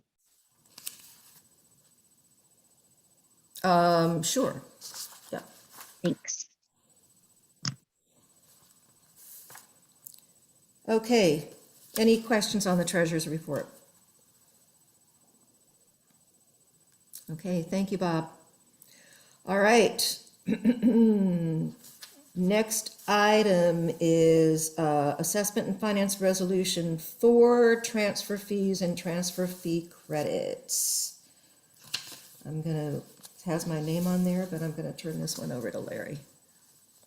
Okay, what you have in your packet was a motion to increase the transfer fee, and hopefully you all got my correspondence from this afternoon where I was in error.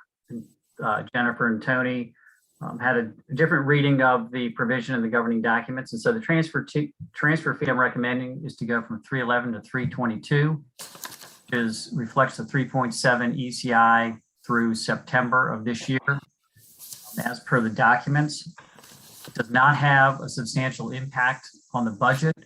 I put the details in the email this afternoon with respect to what we have currently budgeted for 2022, our forecast for 2021, as well as the budget for 2021. again, I take full responsibility for putting this in the budget. I'm happy to answer any questions, but the motion is to raise the transfer fee based on the ECI of this year from 311 to 322.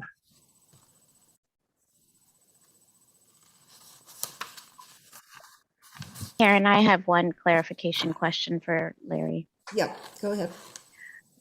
Larry, in your email, I wasn't clear. Are you proposing to just change the transfer fee but keep the budget numbers the same? That is correct. Okay, thank you. So I will make the motion to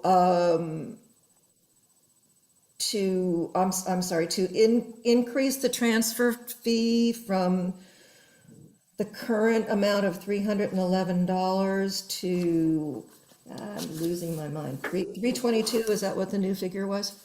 Yes. Yes, Correct. 322. Okay.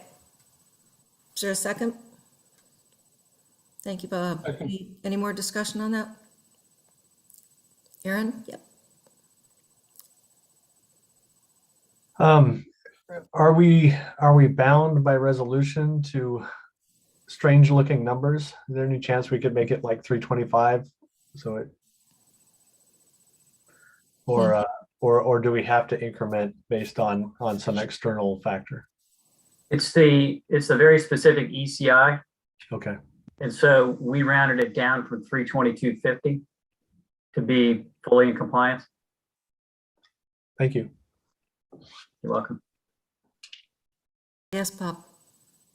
Larry, I know that the adjustment is based on the ECI. Is there a date specific since the ECI changes quarterly or can change quarterly? Yes. Because if you look at the ECI that for 2021, it has increased incrementally over the last 3 quarters from about 2% to 3.9% at the end of September. So, it all depends on when you pull the increase. Right. For the purposes of this, because the last published is at the end of September for the not seasonally adjusted civilian compensation, which is the ECI referenced in the docs, it was 3.7 through September 31st. And so we use the latest available data. Okay. That answers your question.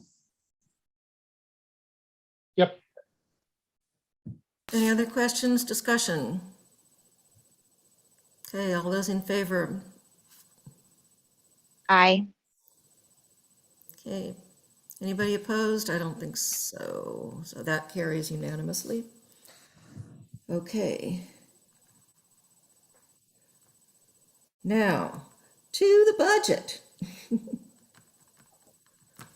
Here we go.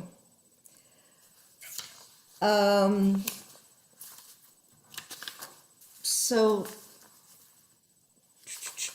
I can just lead off with the motion. Is that how you see this, Larry?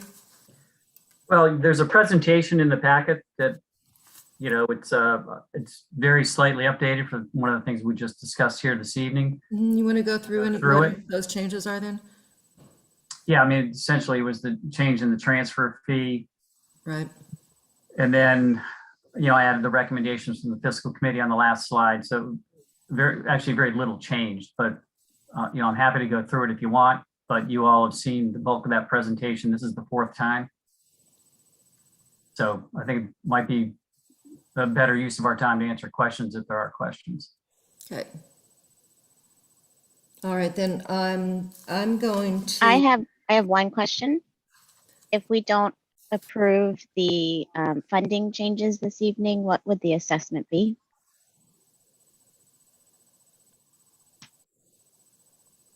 $816. Yes. Okay, thank you. You're welcome.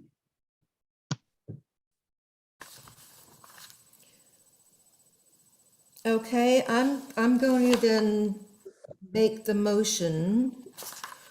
I move to approve the 2022 operating and capital budgets summarized below and in the following attachments. Total revenues, 20,068,717. 2022 operating expenses, 17,442,239. Do I need to read the breakdown on those? Assessment and related revenue, 17,005,417. Non-assessment revenue, 3,063,000. There's a number missing there. 300. On my printout there was, okay. Yeah, so for a total of 20,068,717. On the expense side, operating budget 17,442,239. Triple RF contribution 2,367,958. CARF contribution 258,520. For a total of 20,068,717. Triple RF contribution per the resolution, 2,626,478. 2022 capital expenses, 3,463,625. Is there a second? Second. Thank you, John. Discussion. I have discussion. Yes, Jennifer. I believe some of those figures need 2/3 of a majority. And I would like to approve them separately. And when I asked Tony today, he advised that he advised me to make the motion separately.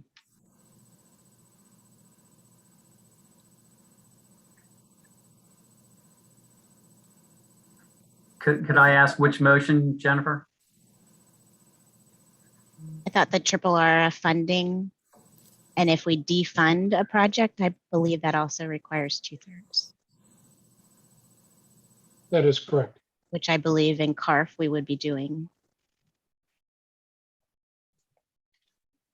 So, if that's what we need to do,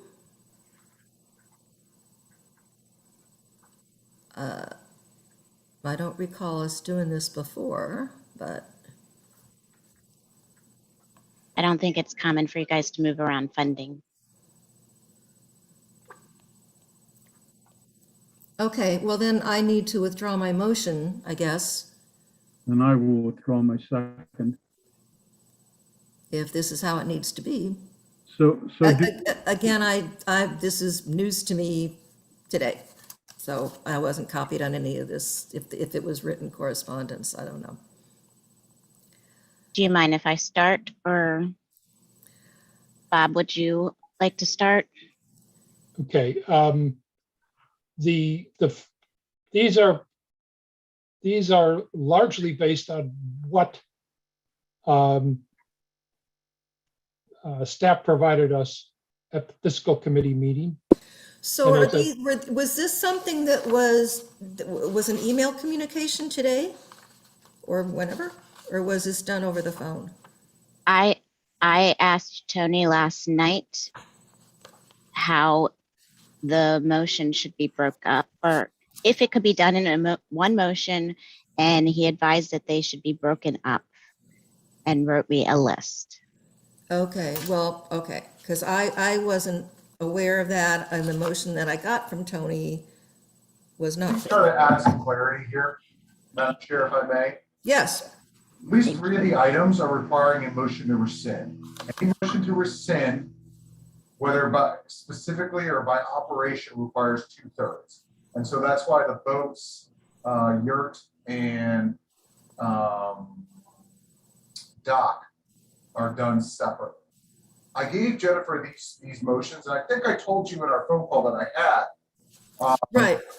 Broken up for the sake of clarity and for the ease of recording of our secretary. Long run-on motions are just a poor practice point. So the list that I gave Jennifer is concise, and it deals with every single element that is covered in the motions I gave you. The motions I gave you are directly from staff. They are Right. they are part of the packet. Understand. Yeah. Yeah, okay. I just became aware of this when we happened to be on a phone conversation and you mentioned it is all. I didn't know about it beforehand. Yes, Bob. I think that, as Tony said, the reason for the individual motions is because we're returning funds that had previously been allocated to a specific reserve. Either moving it back into operating funds or moving it from one reserve to another Okay. requires a 2/3 vote. So you have to deal with these individually. Okay. And the one that Tony specifically mentioned is if you look at, is it page 49 of 102, proposed motion number 4, the $82,270. Those were a total of CARF projects which were either voted down by the yurt, which was voted down by DRB, the movable dock, which we have talked about but never acted upon, and the pontoon boat on Lake Ann, which are all recommendations that were made by staff. So we have to vote. We have to vote on that. Gotcha. It has to be passed by a 2/3 vote. Okay. And I will say one last thing: if all these motions aren't adopted, then we can't arrive at the proposed assessment fee that staff is recommending. Right. Okay, so Okay, yes, Jennifer. I would like to make a series of 6 motions. Okay. Move to reduce the 2022 triple RF contribution by $400,000.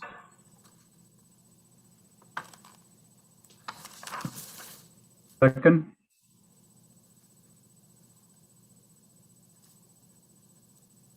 And this one requires a 2/3 vote, is that correct? Correct. Yes. Okay. Yes. Aaron, you had your hand up first. Go ahead. Go ahead, Aaron.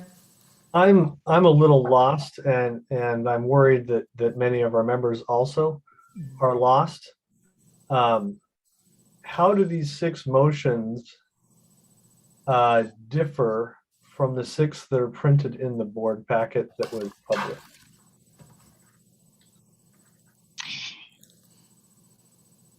Go ahead, Jennifer. Or Bob. They follow the recommendations that Larry has on the spreadsheet in the packet. And I have a proposed change to one of them. Second, follow on to that. In your initial comment, it made it so President Anton started at the top of the packet and moved down through. The initial motion made, did it have portions in it that required a 2/3 majority, or is it just motions 5 and 2 of the ones printed in the publicized packet? 5 and 3. 5 and 3? Yes. And also 2. That 5, 2, and 3, but not motion 1. Motion 1 had no 2/3 requirement. Okay. Yeah, I'm confused too, because I was under the impression that that motion one, as I stated it and was seconded, could not be made. Is that correct? Because these other motions, because of the 2/3 issue, and but yet some of the, like the one Jennifer just read, is in one of the motions that's in the packet. That's where, I think that's what Aaron was asking about too. I'm Madam confused. Chair, the motion that you made and passed was to approve. Now we're buying down the budget or reallocating funds. So the budget as it came out had a number, and I think Larry said that number was 816. Now we're dealing with how do we get it down to the number that the board has in mind? And that's where these subsidiary motions come in. Correct. I understand that, but May I be but recognized? Jennifer has different motions, except the one that she just read was motion number 5. So I'm confused. May I have the floor? Yes, you may. So Tony, that initial motion was withdrawn and not voted upon. Because a comment was made that motion would require a 2/3 majority. And I am questioning whether that was in fact true of the initial motion to pass these very large budgets that needed the subsequent reductions. And I'm telling you no, but that motion did not need 2/3. What you're going to buy down the assessment needs to. Correct. Yes, and so in the printed, well, in the publicized packet, there are 6 motions, and we had started with the first of them, and a comment was made that was incorrect, and it had too much in it, and it needed to be broken down into pieces, which led the mover and the seconder to withdraw. But my understanding is that was not correct. That was not correct. And Larry, correct me if I'm wrong, but his budget under that first motion comes out with an 800 number. Correct. We're going to look at subsidiary motions to see if we can get that down. Right, and that's what's published in the packet. So what I was getting at with my initial questioning was, it would be nice to see all 6 of the proposed, because in the published one, we can see that with the passing of all of these, the number whittles down. And one of them is called out as requiring a 2/3 in the published packet, but 2 of them are not. And it sounds like they do require a 2/3, number 2 and number 3 also. And Jennifer has mentioned that hers are substantively identical except for one. Do you have that available to share via electronic means that we could all have a moment to peruse it? I have the exchange I had with Tony earlier. And I can make the one edit. Can we have confirmation with Tony and Tom, or Larry and Tom, that the proposed motion number 1 includes an $816 assessment? Yes, I think that, Tom, I think that's what we had in there, correct? I'm just gotten. That is correct. Yes, without any amendments made to that budget, the assessment is $816. I have shared the email exchange with Jennifer with the entire board.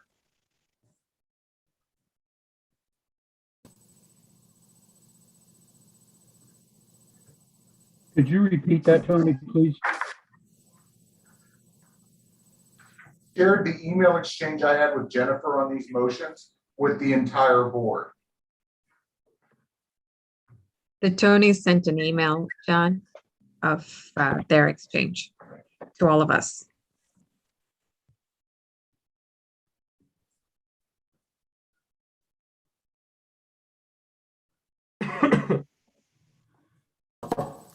And Tom also confirmed that motion 1 gets us to 816.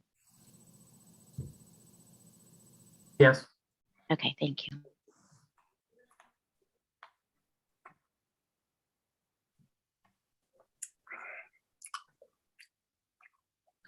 So I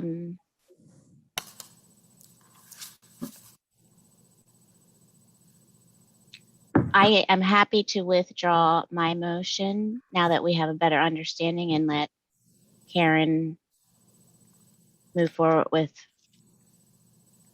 the motion number 1 that was proposed in the packet. Because my understanding was those were the net numbers, not the 816 amount, because I didn't know what the assessment was going to be without the changes.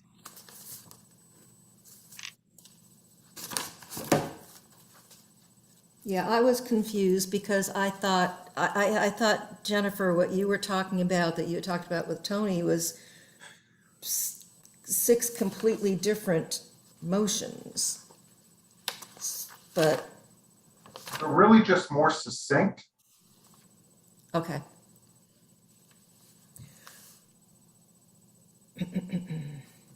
So I am going to reread this proposed board motion number 1. Move to approve the 2022 operating and capital budget summarized below and in the following attachments. Total revenues, $20,068,717. 2022 operating expenses, $17,442,239. Assessment and revenue side, assessment and related revenue, $17,005,417. Non-assessment revenue, $3,063,300. That's for the total of $20,068,717. Expense side, operating budget, $17,442,239. Triple RF contribution, $2,367,958.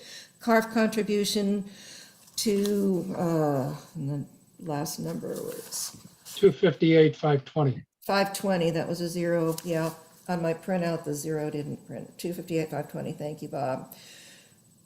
Total $20,068,717. Triple RF contribution per resolution $2,626,478. 2022 capital expenses $3,463,625. Need a second. Thank you, Bob. All those in favor? Can I make a comment? Yes. I'm going to support this motion because I think we need to get through the budget tonight, but this budget also still includes Barton Hill. And I don't believe that we should be funding Barton Hill right now because I think that we have a community that is in conflict and we have not properly engaged them, and that we should have done that much earlier in the process. And I would hope that this board, even after approving the budget, will correct that and make further engagement to them before staff really move forward on this project.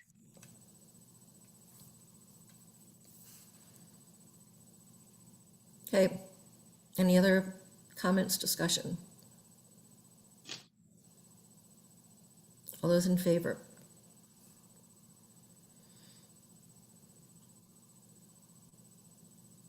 Was that everybody? I think it was. Okay. So do we have a new board motion 1? Oh, I was gonna, Madam President, motion 2. Yes, Aaron.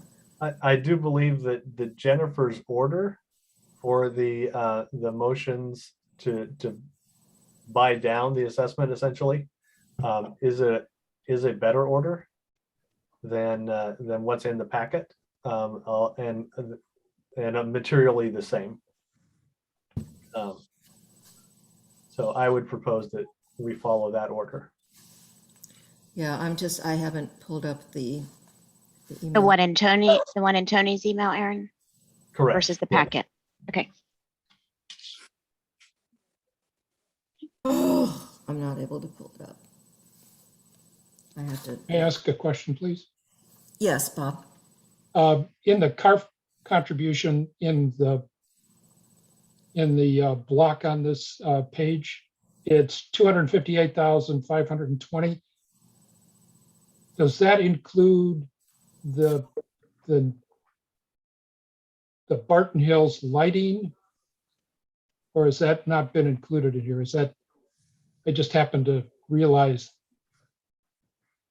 That's a good question, Bob, because that number looks too low. It is incorporated because the other motion, which I wanted to comment on, which you have for lack of a better term, defund the existing CARF approved projects and you rescind those, that $83,000 goes towards 2022 CARF, not triple RF. Okay. So the money would stay in CARF, it would just be reallocated to different projects. Correct. So on a net basis, CARF would be increased by the $83,270. Correct. Got it. Aaron? So that is a difference between the email and the published packet. That is why I wanted to bring that up. Yes. Okay. That was the only thing that I saw in there that I wanted to jump in on. So my recommendation is that we move forward with the other ones in the email, 1, 2, 4, and 5. I like the succinct wording of them, and then we can spend our time discussing virtues of triple RF versus CARF for the 83,000. I'm happy to read those unless someone else would like to. Go ahead, Aaron. I'll defer to you, Jennifer, if you prefer. I would like to read number 4, please, but go for the rest. Okay. We could take it round robin if move to reduce the 2022 triple RF contribution by $400,000. Second. Discussion. Yes, Tim. I have a question for Larry. I attended the most recent fiscal committee meeting, and you spoke very eloquently about how you are entirely comfortable with this proposal at the $400,000 level. And I think that there was some discussion during that meeting about the triple RF being overfunded by $8 million over the next 10 years. That was not a comment that you made, but one of the other committee members made that. My question for you, Larry, is whether you would be equally comfortable or adequately comfortable if we were to increase the $400,000 to $600,000, which would drop the assessment approximately $9.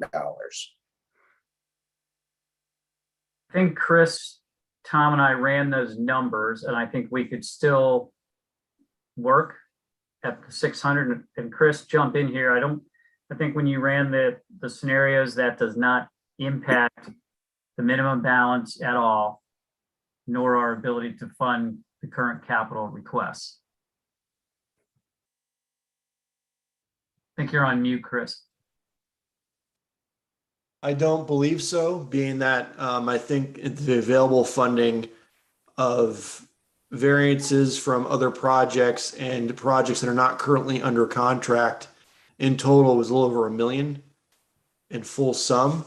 So I think if you were to go that high, we'd still be okay. But just keep in mind that that's kind of a one-time thing. It's not something you can necessarily continue doing forevermore necessarily. Yes, Bob, and then Jennifer. I was going to follow on with Tim's recommendation and make that 635, which would bring, if we accepted all the other changes, the assessment down to $740 for the year.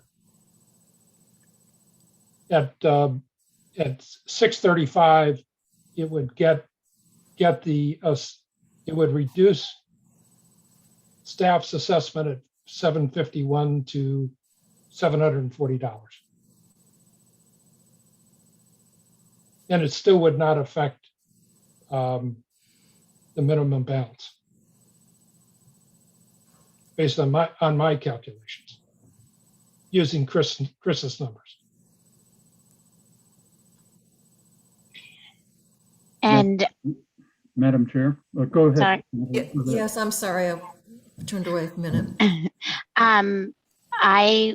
That was what my motion number 4 was, Tim. I wanted to increase the amount from 200,000 even to 435 to get down to the 740. But the reason I would want to do it in motion number 4 in the email was to recognize that Chris has done a really good job in containing costs throughout projects. And so there have been some positive variances related to projects he's already undertaken. And so I'd like to do it in that motion instead. Because they're not allocated, those positive variances are not allocated to projects. It just kind of sit in the fund as we've already done that project, but here's some leftovers. The result would be to lower, if we accepted all of these changes, it would lower the assessment rate for 2022 to 740.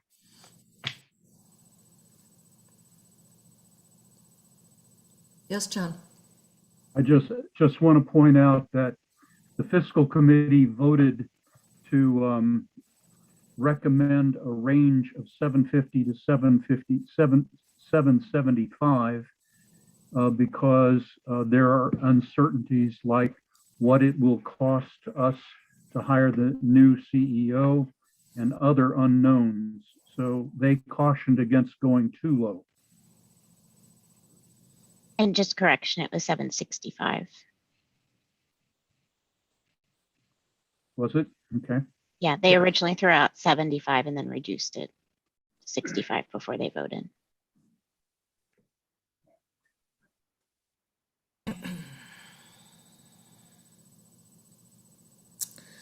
Yes, Aaron. So Jennifer's solution to me is more compelling than making an adjustment to this one. So my recommendation, not hearing an amendment to the motion on the table, is that we call the question on the 400,000 reduction to RRF.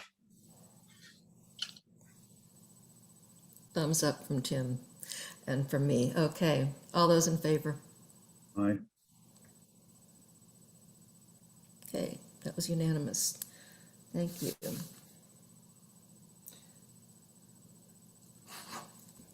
Okay. Motion number 2. Move to reallocate $195,667 earmarked for the Lake Newport Tennis Project to RRF. Second. Second, Aaron. Yep. Discussion on that one. All those in favor? Okay, that was unanimous. Who wants to read the next one? I think we're skipping 3, so I'll go to 4. Okay. Move to reallocate $435,000 in positive variances from previous capital budgets to the 2022-2023 capital budget. A second. Okay, discussion? Aaron? So I would just like a comment from Chris, if possible. Is that well that deep? I'm hoping the answer is yes, because I really like this answer. I believe it is. It's pretty sure, but I have to, for absolute confirmation, I might need to run a couple extra numbers, but I believe from the previous evaluations that is possible. Are you going to lose sleep tonight if we approve this? I don't think so. Thank you. Maybe from his daughter, but not from this. I don't think so. I wish you could be a little more positive than that. Whenever you're And talking Chris, about I- a large number change such as that, I'm always going to be a little uneasy until I can get absolute confirmation. But judging from what I have already looked at, I don't believe it's going to cause any grief. And I didn't limit it to 2021, which is what the original motion did, so that it could go back years. Okay, we ready to vote on that one? All those in favor? Okay, I abstain. opposed? I abstain. You abstain, John? Okay. Okay, so that's seven ayes and 1 abstain. Okay, 1 to 5. okay. Number 5? My numbering system is all screwed up. Which, Move to you, oh, The utilized one, Bob. yeah. Move to utilize 500,000 of existing operating cash to fund the 2022, 2023 capital budget. That one's, we've so seen moved. that before. I'll at least second it. Okay, you'll re-second. Okay, any discussion on that one? All those in favor? Aye. Okay, that's unanimous. Madam President, I don't think we can move on to 6 yet. No, we can't. So we're going to have to do that one similar to that at the very end, because I think the numbers have changed slightly Yes. as we've moved on. So, And what are we doing with number 3?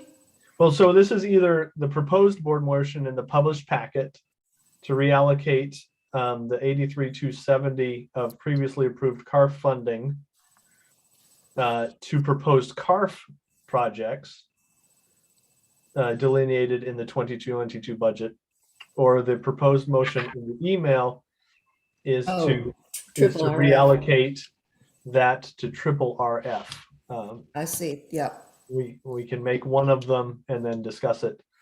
I don't know which one would be a good one to start with. Larry or Tom, would you have a recommendation? Sorry, I was trying to work on a number here. Could you repeat that? I do apologize. We're talking about defunding the CARF ones, and we're trying to decide between the one in the packet and the concise one that Tony sent. Does the money go to CARF or to triple RF? CARF. That would be your preferred? Yes, the proposal, the proposal in the packet is that we basically cancel the CARF funds that were listed and apply those to the current CARF, which you have in your Dropbox on a specific project listing for all the capital projects. And that's why the CARF number that was on the summary was so low. Correct. Okay, then I guess we have to do it via CARF. So Madam President, I would, Yes, with your indulgence, I would make that motion to defund $83,270 from CARF and reallocate it to 2022 CARF, and look for a second to open discussion. Second. thank you, Bob. Okay, so number 3, C. Do it. Okay, yes, Jennifer. I would prefer that we name the projects that we're defunding so that it's very clear for anyone that asks. So I would move to amend the motion to include removing that to clarify that we're removing the pontoon boat, one yurt, and the lake house dock. I'll second that amendment. That makes sense to me. Do we need to discuss that? All those in favor of the amendment? Yep. Okay, that carries. So, all those in favor of the motion as amended?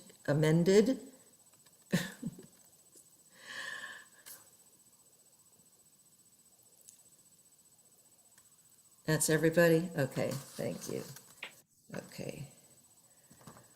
All right. I move to set the assessment rate for 2022 at $740. And ask for a second. And and confirm with Larry and Tom. I think it's only right that Bob gets the second on this one. Second.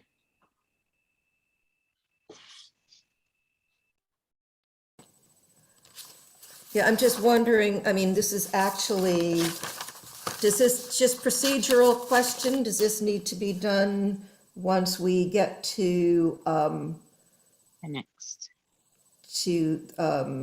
Item L? It is actually done with the assessment and finance resolution piece. And I've asked Tom if he's got the ability to crank through these changes to see where that number ends up, if it's 740, 741, et cetera. Just whether or not we can do that quickly on the fly.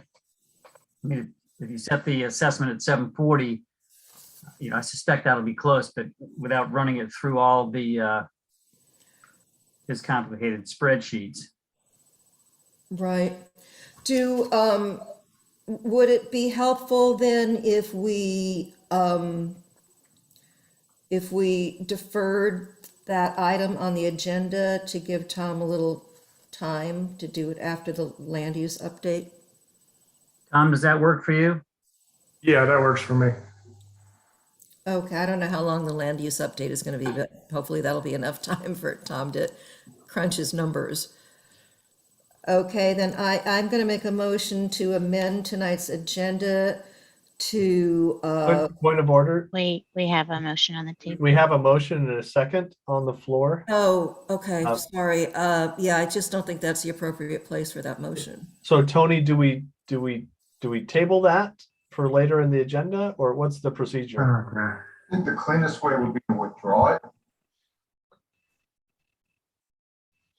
If we don't want to withdraw it, then I'll withdraw it. That's fine. I You'll withdraw change my your second. mind when we get to item L. I'm going to be upset. All right, so that motion has been withdrawn, so I'm going to make a motion to amend the agenda to make land use update item L and assessment and finance resolution 2 item M, and those are actually K and L, aren't they? Because we deleted item H. But anyway, to swap those two. Is there a second? Okay, all those in favor? Okay, that carries. All right. Land use update. It's informational, so I don't imagine this is going to be too It's long. informational, but I do need a board action on something. Okay. At least indicating a preference of a date or a range of dates for a meeting. Okay. So, Christina, could you please put, thank you, my PowerPoint up. So, next page, please.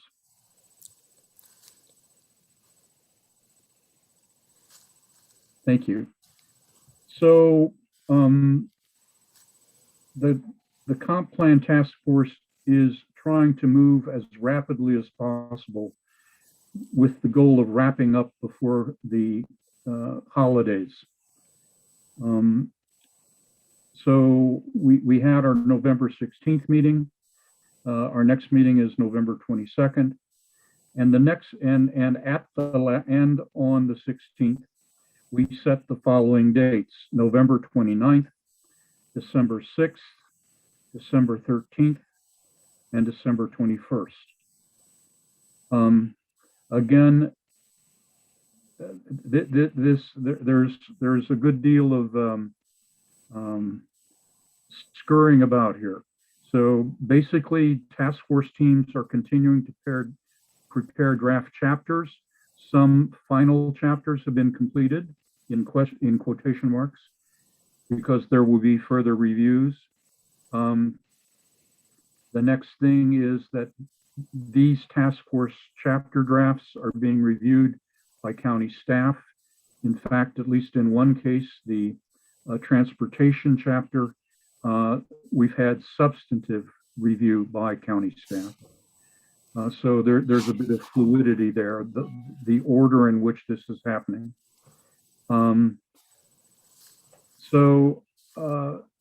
Then the task force will vote on the staff reviewed and the task force revised chapters sometime in December, we hope. And then there will be a community engagement feedback process, which will include a meeting with the RA board with Supervisor Alcorn. I put start in December. I wrote that a month and a half ago. We hope it will be in December. It could easily be in January. And then the Fairfax County Planning Commission will take its crack at it. Supervisor Alcorn will take his crack at it. Then it will go to the Fairfax County Planning Commission, which will hold hearings on it and make a recommendation to the Board of Supervisors. And sometime in the first quarter of 2022, the Board of Supervisors will hold hearings on it and probably vote on it. Again, these dates have not been nailed down. Next page, please. As I've already told you, because of concerns that have been expressed by members of our board of directors and by others, I and Larry are abstaining from voting on final chapters until we can vote as members of the full RA board when Supervisor Alcorn has his meeting with us in October, November. So, and that's because of our principle that no individual board member can take a position which has not been approved by the full board. That's the reason for that. Next one. So this is the status of key sections. So two of the biggest sections are the land use section. That is probably the overarchingly most important thing. It will make major decisions about what happens at Reston Town Center North, what happens in the village centers, what happens at places like St. John Wood. And these things have a direct impact on one Reston's overall target population. And at the end of this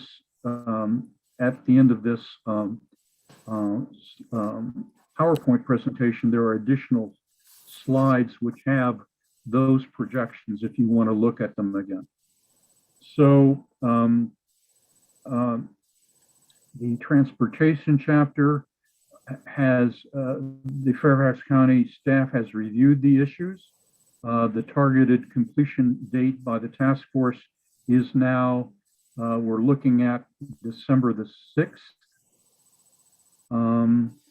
Land use chapter, it Jennifer can give a better estimate of when that might be done, but people are working furiously on that. It's a very complex thing.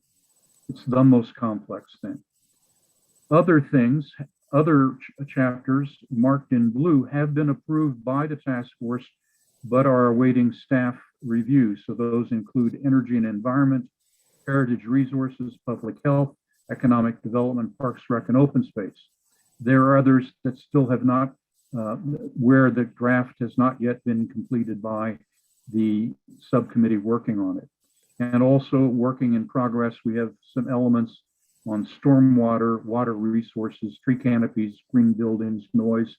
Probably will, these will not be major sections, but the task force thinks that these are important things for Reston, especially because of our biophilic city status, biophilic community status. Next slide, please. Let me stop there. Any questions thus far before I start asking a question what we want to do as the board?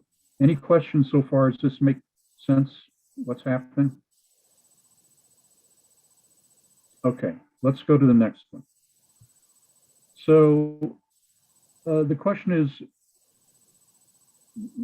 when and how and for what purpose does the board want to give input into the new comprehensive plan? So do we want to give input into the draft sections prior to the Fairfax County review of the draft chapters? Or do we want to give input into the draft chapters or sections after the Fairfax County staff review and the task force final draft, or both? My hunch, my recommendation really, because I don't know that the board has the time, energy, or taste to go through this twice.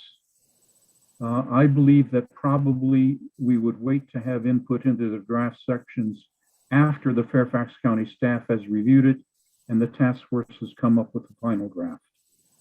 Because Walter's going to give us a bite at the apple when that is done during the community review period. And I just don't know that the board, again, has the time or taste to do it twice, but we can discuss that. Secondly, what is the setting? Do we want to do it piecemeal, chapters at a chapter at a time at regular board meetings, or do we want to have one or more special board meetings? I would recommend the second, because that would allow us to grasp the continuity and the interrelations between the chapters. And I just don't think we have time at our regular board meetings. Scheduling, it depends on how we answer the question of the purpose and the setting, but it would have to be no later than Supervisor Alcorn's community outreach yet to be scheduled. So if this has been at all clear, what do you think the purpose should be? That is, when do we want to have input? What should the setting be? And I think we're looking at sometime realistically that Supervisor Alcorn will not be coming to meet with us until January. That's my view. Larry or Jennifer, do you have a different view on any of these things? Please speak up. I have it. Oh, go ahead, Jennifer. I'm sorry. I think the purpose of us taking a seat on a task force like this is to advocate on behalf of RA.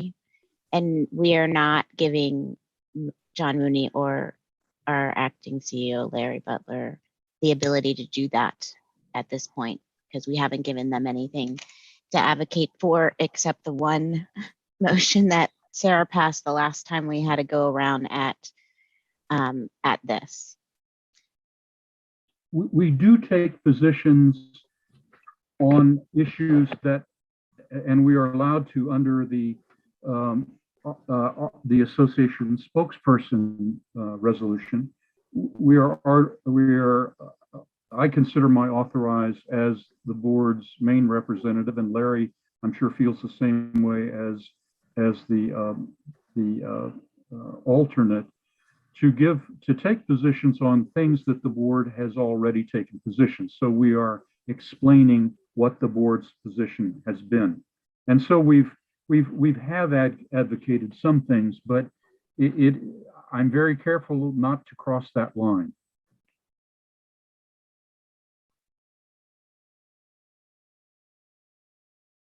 Karen, Yep, Sarah, go ahead. go ahead, Jennifer, finish your point. I just thought Larry was next, sorry. Because Sorry, I kind of Larry. overtook him. No, Sorry, Larry, go ahead. Yeah, I was just going to say, you know, in terms of the purpose, again, thinking about the time that you all spend at meetings already, I think after the Fairfax County staff review, this just my opinion makes the most sense because I think there's going to be some changes that nobody can predict that will come out of that. So we may, you know, if you do it before the staff review and it changes dramatically, then you're not spinning our wheels, but you're taking 2 bites at the apple when the real bite at the apple is after the Fairfax County staff has their input, which I think will be fairly dramatic.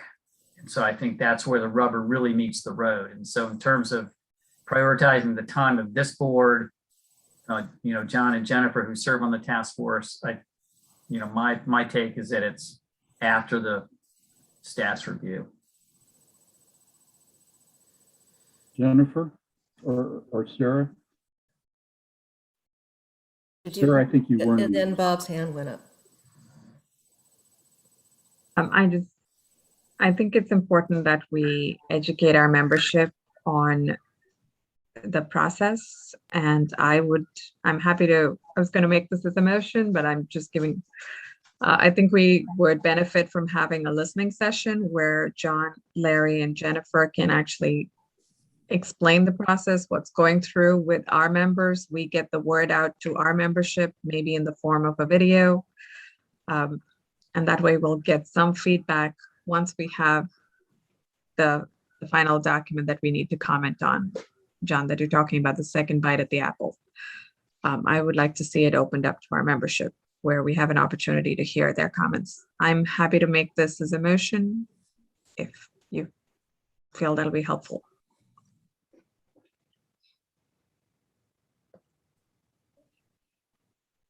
I would say that the complexity of some of the issues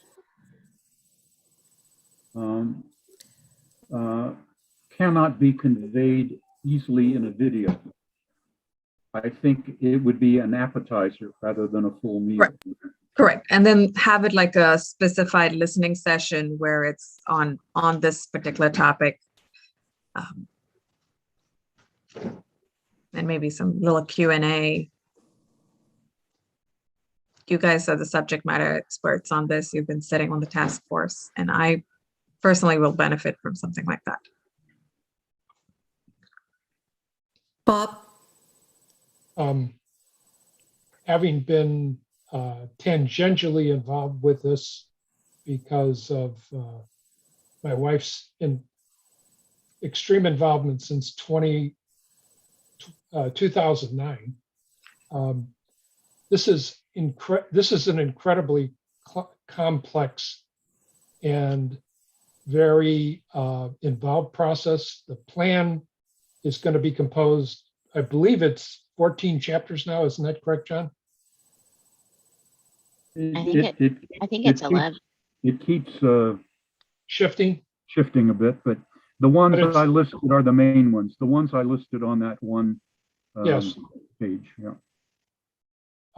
It involves more than 40 people who have been involved for almost 2 years now, right? Mm-hmm.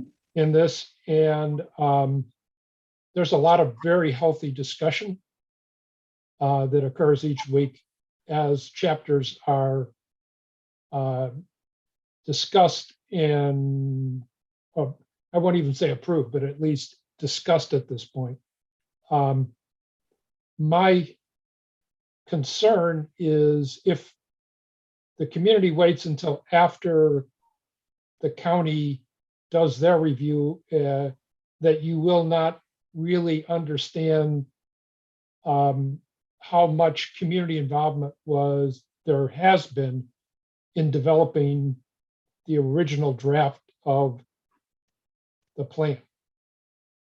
And so I'm torn as to when when the board should step in, because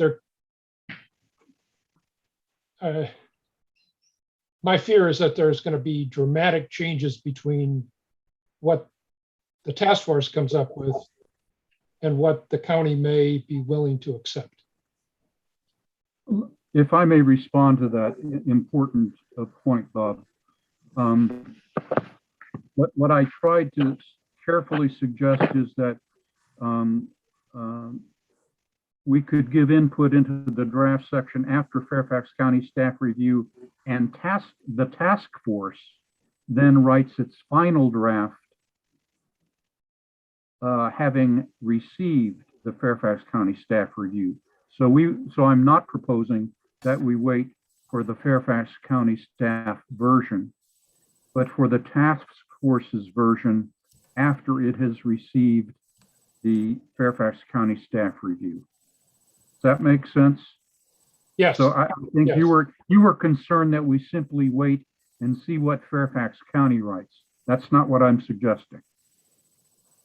Yeah, Rather, my fear is that, like, when the county published ZMOD, they were making changes on the fly, that there was no citizen input at all. And Supervisor Alcorn has made it very clear that this is to be a citizen's plan. yes. And he is courageously maintained that stance throughout.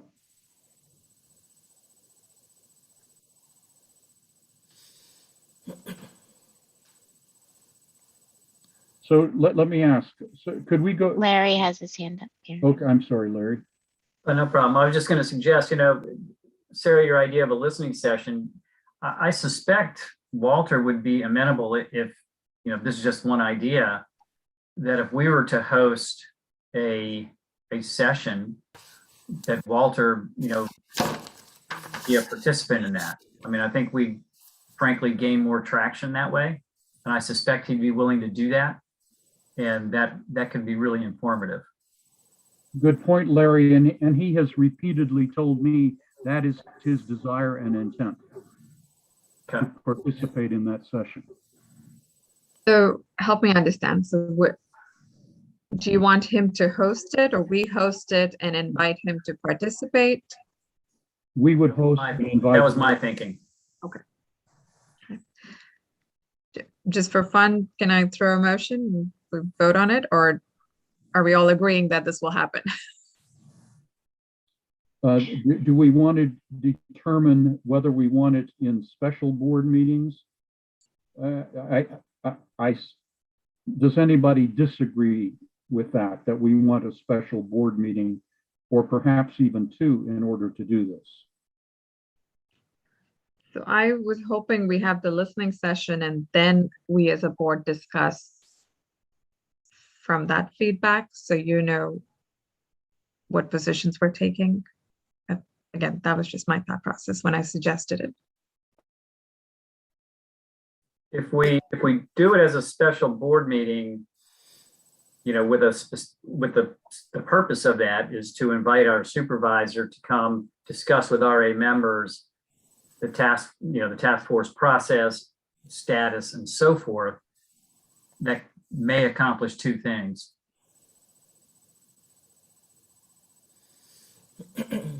Right, yeah, a listening session would be a different animal than a special board meeting. I think a special board meeting gives it a little more lift. Can we do a listening session followed by a special board meeting on the same day? Just that the listening session, from a PR standpoint, says we want to hear you. A special board meeting kind of says we will push information to you. And I think the first is what we need. Yes, we need to educate them a little on what's happening, but we also need to hear, listen to our members a little bit. So we can do it the same night, maybe the first hour be the listening session, followed by a special board meeting. We've done that before. I guess in this case, Sarah, what we will be discussing is in many cases so technical, and I think we would do a disservice to our citizens not to tell them the positions taken and why those positions have been tentatively taken in drafts. So simply to raise questions and ask them, I think, is to waste everybody's time, frankly. I think we're too far down the line to pretend that tentative positions have not been taken. Jennifer. I don't know what you would call it, but I think you guys are all talking about the same thing. I don't think at the special board meeting we would be taking action that night. So I'm not sure why I'd have to do it as a board meeting. I mean, basically what I think we want is a part educational session and a part like give us your feedback or tell us what you're thinking type session. And I believe we don't need a board meeting format to do that. To me, the board meeting format or special board meeting format is when we're going to take action on it. This just seems like calling a community meeting to me. I like that. Yeah, or a public hearing or something like we did on the budget. Yeah, I agree that it would not be a special board meeting. That's the wrong format. Yeah, Bob. I agree with John that if we are trying to seek input or desires from the community at this point in the process, they are going to be extremely frustrated. Because by the time we get a meeting organized, I would imagine that the plan, at least from the task force perspective, will have been drafted. And it's kind of like turning around the Queen Mary. It's not going to be an easy task to get that done. I think it will be, as Jennifer said, an information and an educational. You know, what does the plan? You know, what's the intent of the plan? What do we intend to accomplish with it? And what are its limitations? I'm okay with the community meeting aspect. That makes sense. Again, did we want me to make a motion or are we all agreeing this will happen? Well, let me just make one clarification with Tony. Tony, whatever we call it, will this have to be an advertised board meeting? Be a board? If all of us are there, talking about Reston Association business. You really are in the gray. If all of you are there and you're conducting business, again, it's going to really depend on the facts of the situation. You can have the board in a room. You can have the board listening to something. We've done this before. We did it when the board attended PRAC's meeting and you weren't conducting business. But if this is the board's situation, if Mr. Alcorn is the board's invitee, if Karen is going to be chairing it, err on the side of caution, call the meeting.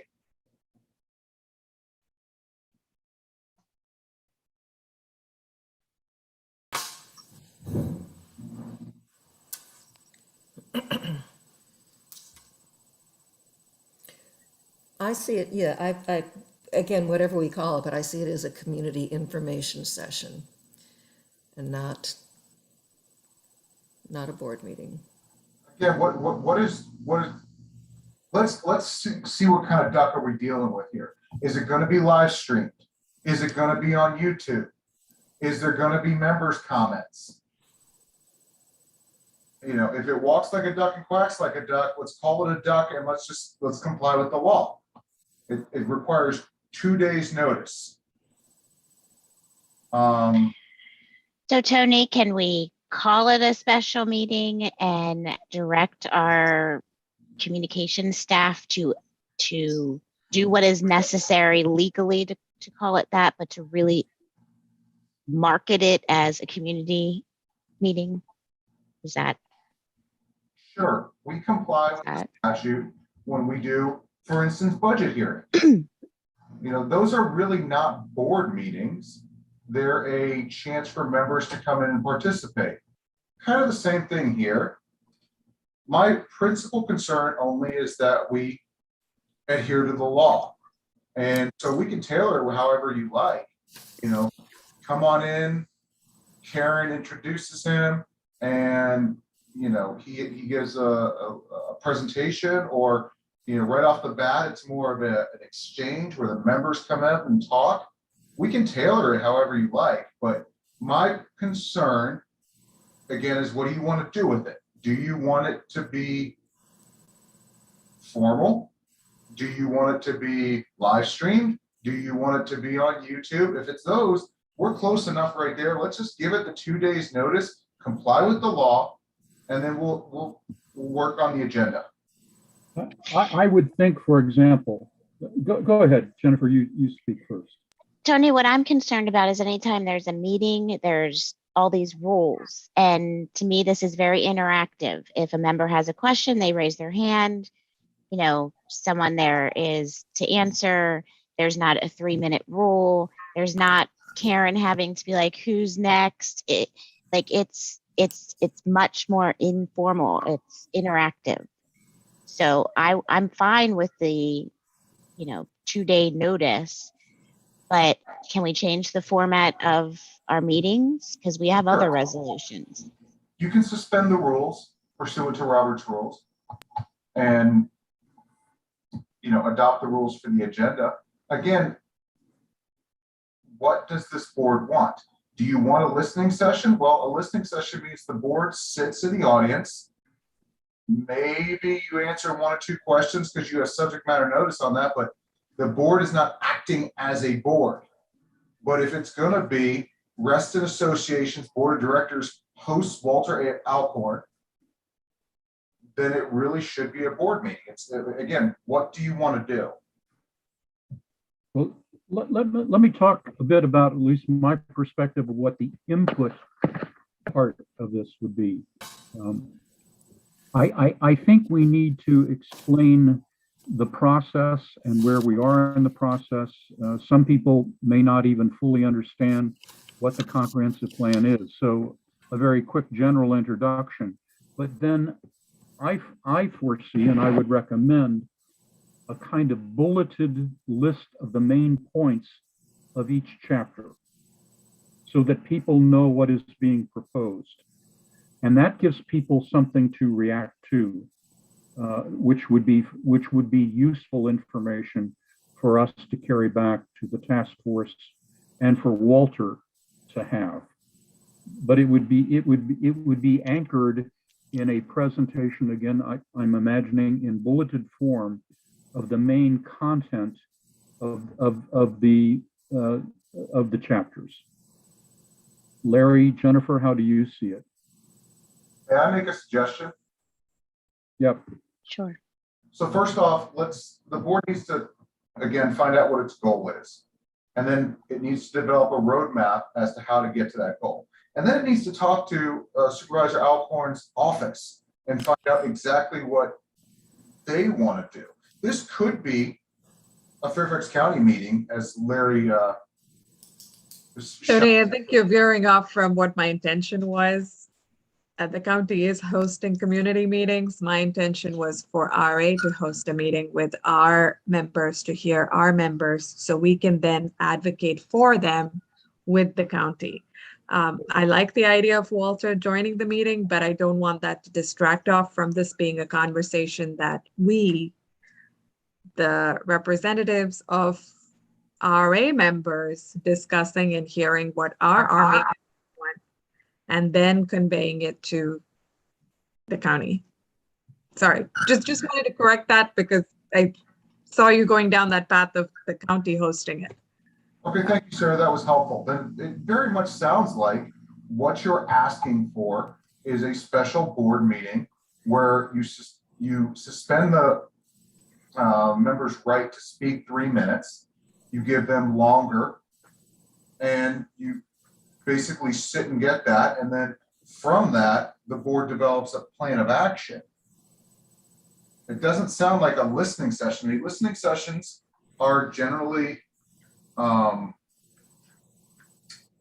less, I don't want to say less organized, but less structured. This is a single item topic. Yep. And Director Mooney wants to provide a brief overview of the relevant parts of this potential statute. It sounds to me like this is evolving even more into a out of the box board meeting. But if you're gonna provide the materials and you're gonna call it something under the auspices of a board, it really is going to be a meeting.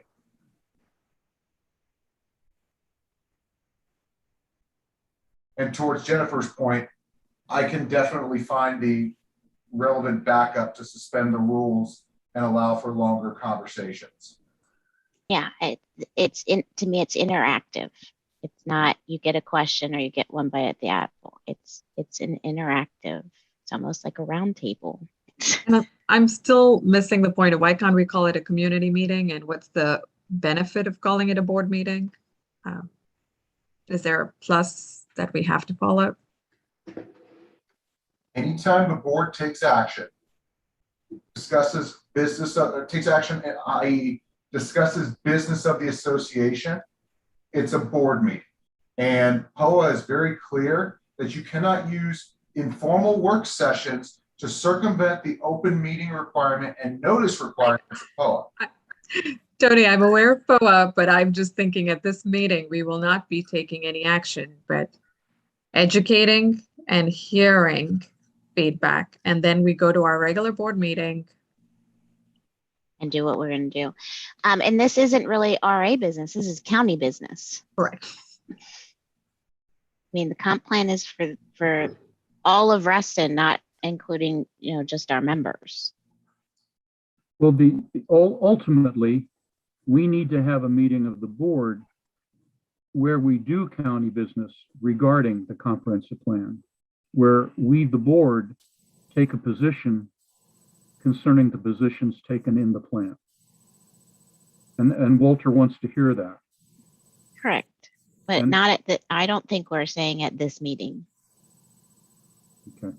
That we're discussing. Like that would be a second meeting or a topic on the agenda of a future board meeting. Yeah, that's why I suggested that I think we needed multiple meetings. So I'm comfortable with having a more community intensive meeting, but we will have to have a board meeting where we do take positions on the issues in the comprehensive plan. So I think we're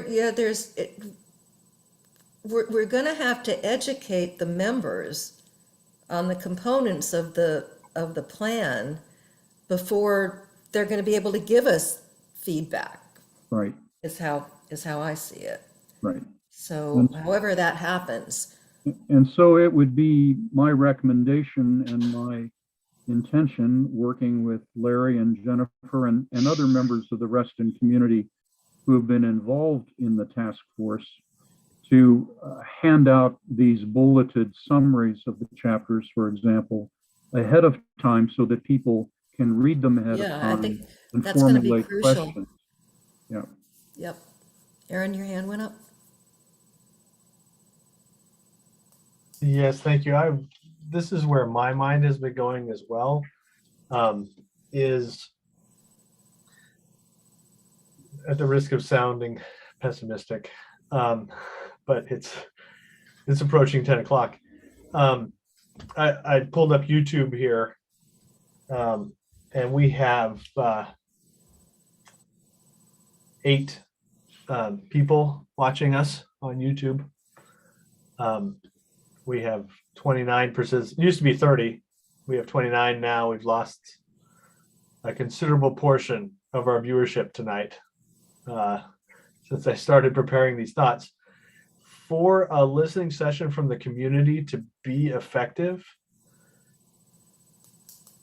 we need to we need to sow panic, is maybe a terrible way to put it. there has to be some sort of prep work first before we invite them to come give opinions, because we don't hear from everybody's happy. We don't hear from people unless there's some sort of sky is falling crisis, real or imagined. And that's what I can't get my head around is how do we seed that so we can get the community engagement that we want to hear from, so then we can form these opinions as a board later at the appropriate board meeting. I don't know how to do that other than tell everyone we're planning on putting a covered tennis court in their backyard. That apparently worked very, very well in getting some a small community engaged. We didn't get tons of Reston, but we got more than we've seen in several months. How do we do that with what's coming out of the task force and with the county's comments on the task force? Are there going to be panic-inducing nuggets there that we can use to help? Hey, everybody, let's rally the troops and come help us understand what Reston thinks, and not just what these 9 people or 29 people think. No solution there. That's just where my thought process has been mulling around. Jennifer, yes. I think you can do that with one chart in the current version of the land use chapter that shows clearly that we're planning for currently having 66,000 and change residents in Reston to over 100,000 Reston residents within this 5-year plan. I'm assuming that's probably going to induce some panic.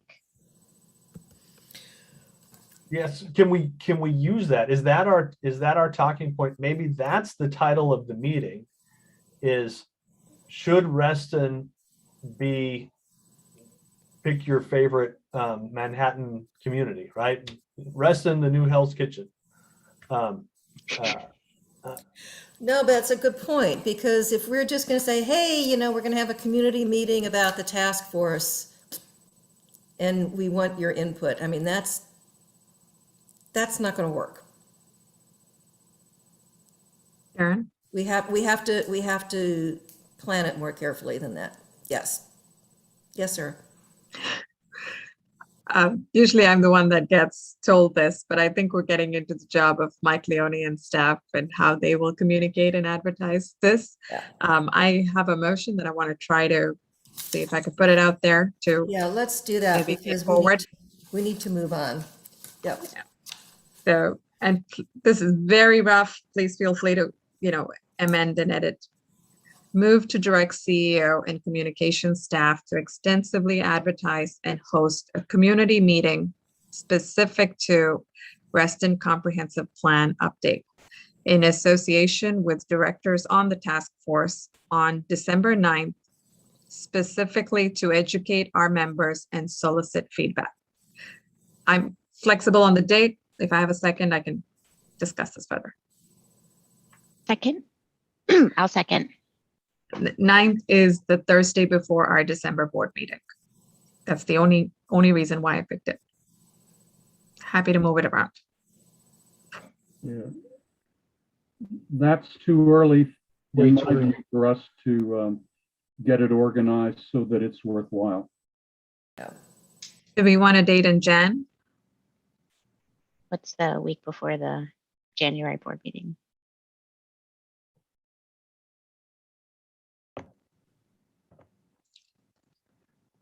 I have. Can we 20th. just say January? January 20th is the Thursday before the board meeting. Or can we just leave it open to January? Does anyone mind if we do that? No, I think that's smart, and we don't know what Yeah. Walter's availability Yeah, is. I wouldn't put it too late in January because that could be too late.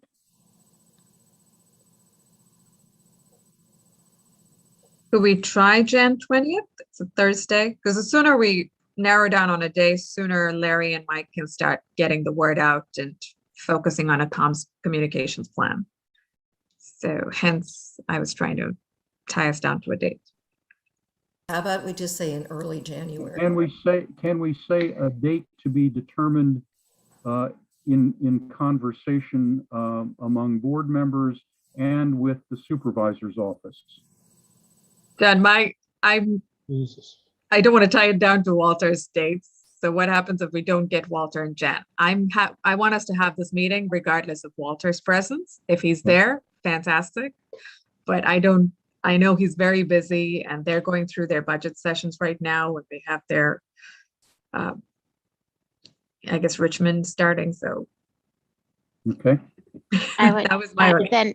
Then I would say the Thursday, or can we say the week before that, Sarah? I'm with John. I'm afraid the 20th is too late. Bob? I'm afraid if you don't have Walter, it's not going to be much of a meeting. So the week of the 10th, can we say the week of January 10th? Sure. Well, hang on.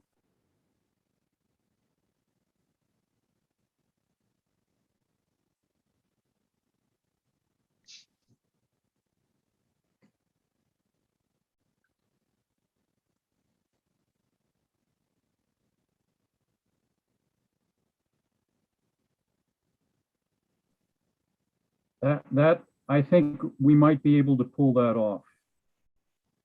Week of January 10th? The week of January 10th.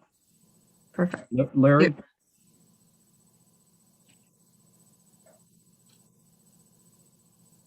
Yes, John. Do you think we can pull the week of January 10th off? I think so. MTAC is Thursday that week, but yeah, I mean, we got to make this happen. So. You can always come back and amend it via unanimous consent if you want to change the week. Okay. Pretty Yeah, sure we'll agree with you. That gives us plenty of time to work out some of the details. Also, check on Walter's schedule. It might be far enough advanced that he's got some flexibility that week. And the outreach and communications, you guys have plenty of time to push this out really full force. Mm-hmm. And like we did with Shadowwood, Larry, I think the directors here, I think we'll all be happy to help get the word out in our neighborhoods.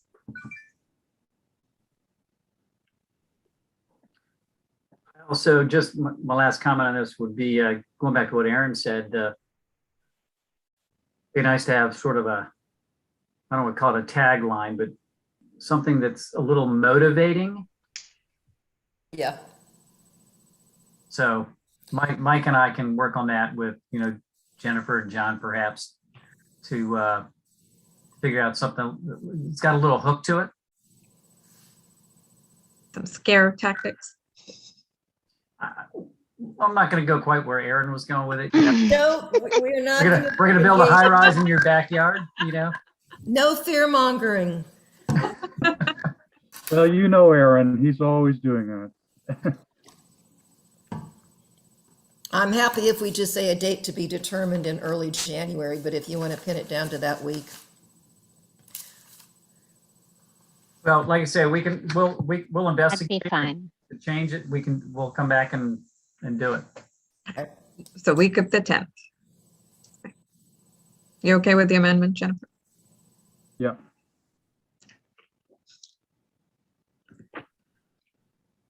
Okay. Call the vote. So we've had a second. We're ready to vote on this. Yes, please. Okay, all those in favor? Okay.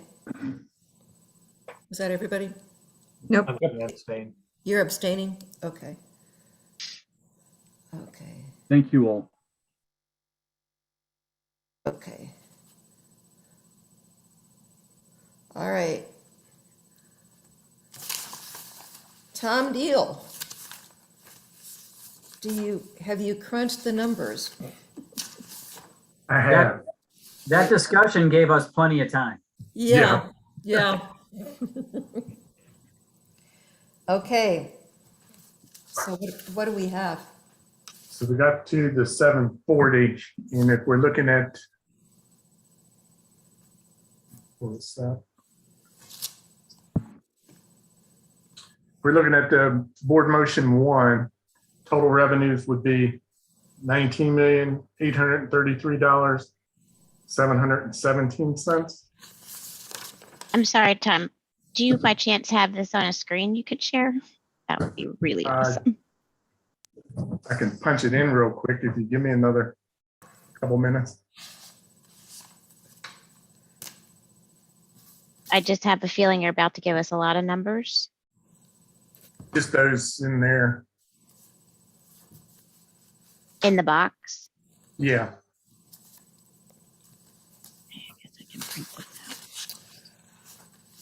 Would it be prudent while Tom is doing that to handle the executive session business, Madam Chair?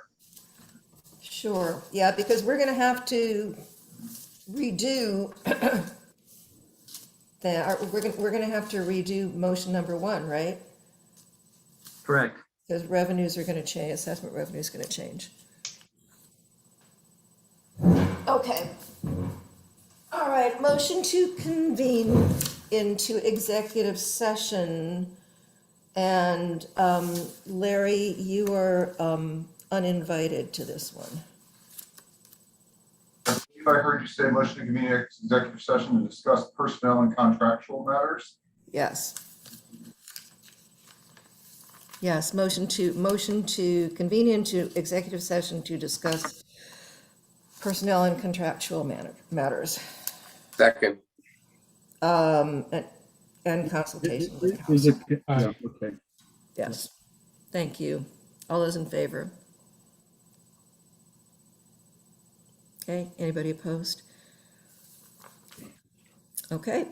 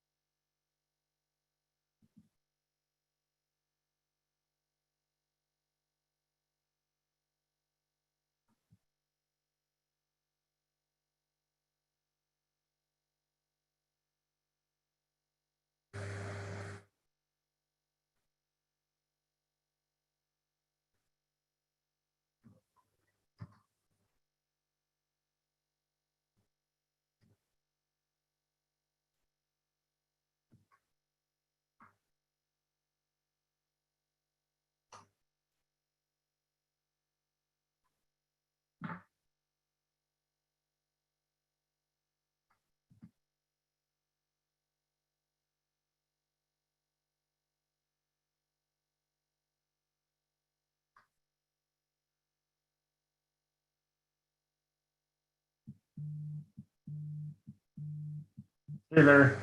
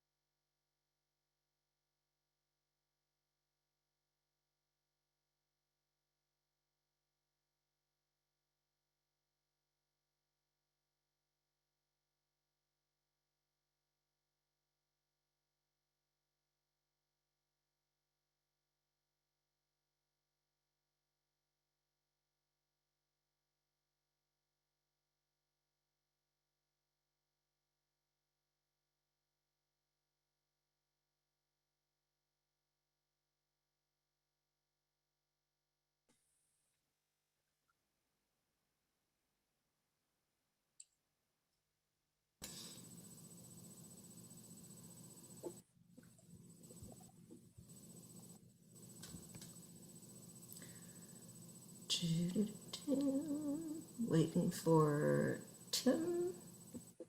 Sarah's there. Okay. All right. I think we're all back.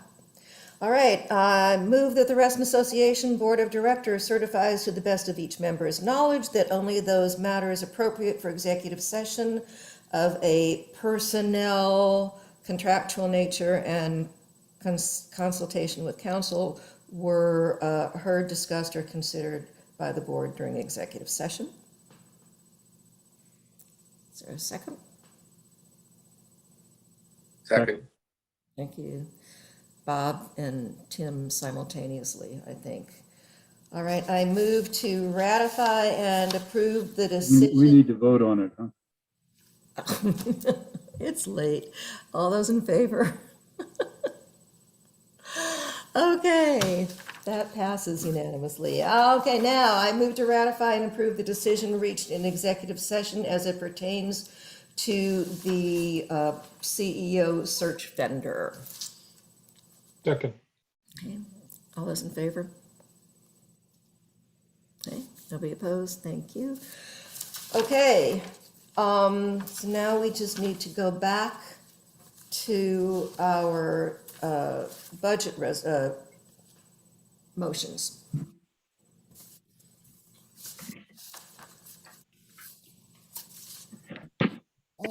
Larry has his hand up. Hi, Larry, yeah. So while you're in executive session, I sent you an updated table. Hopefully you've seen that. Yes, well, I saw that it came, yeah. And that's based on the 740 and the decisions that you all had made prior this evening.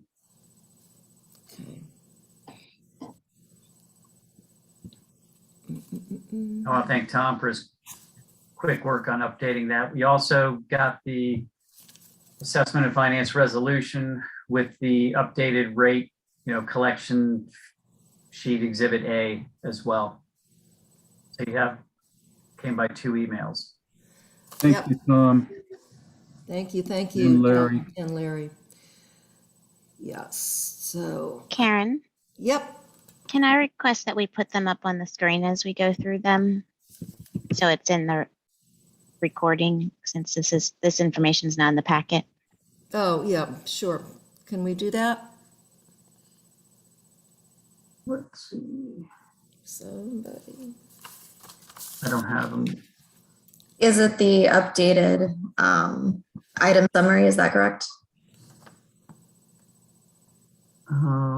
Let me. There were 2 that you sent. These are, yeah. One is 1035 and the other is 1043. Yeah. But Christina didn't get them. Yeah, they didn't go to her. It's Board of Directors, so she should have. I can see them. I just need to know which one you would like shown. Oh. It's assessment and finance resolution 2, and it's really exhibit A, but the before that would be the other email. Updated table. Okay.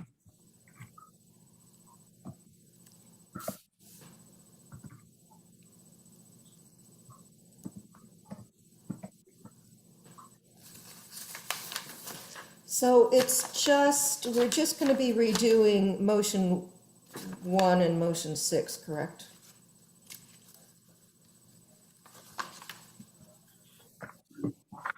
Is this the correct table? Yes. We didn't vote on motion 6. Is motion 6 the assessment, right?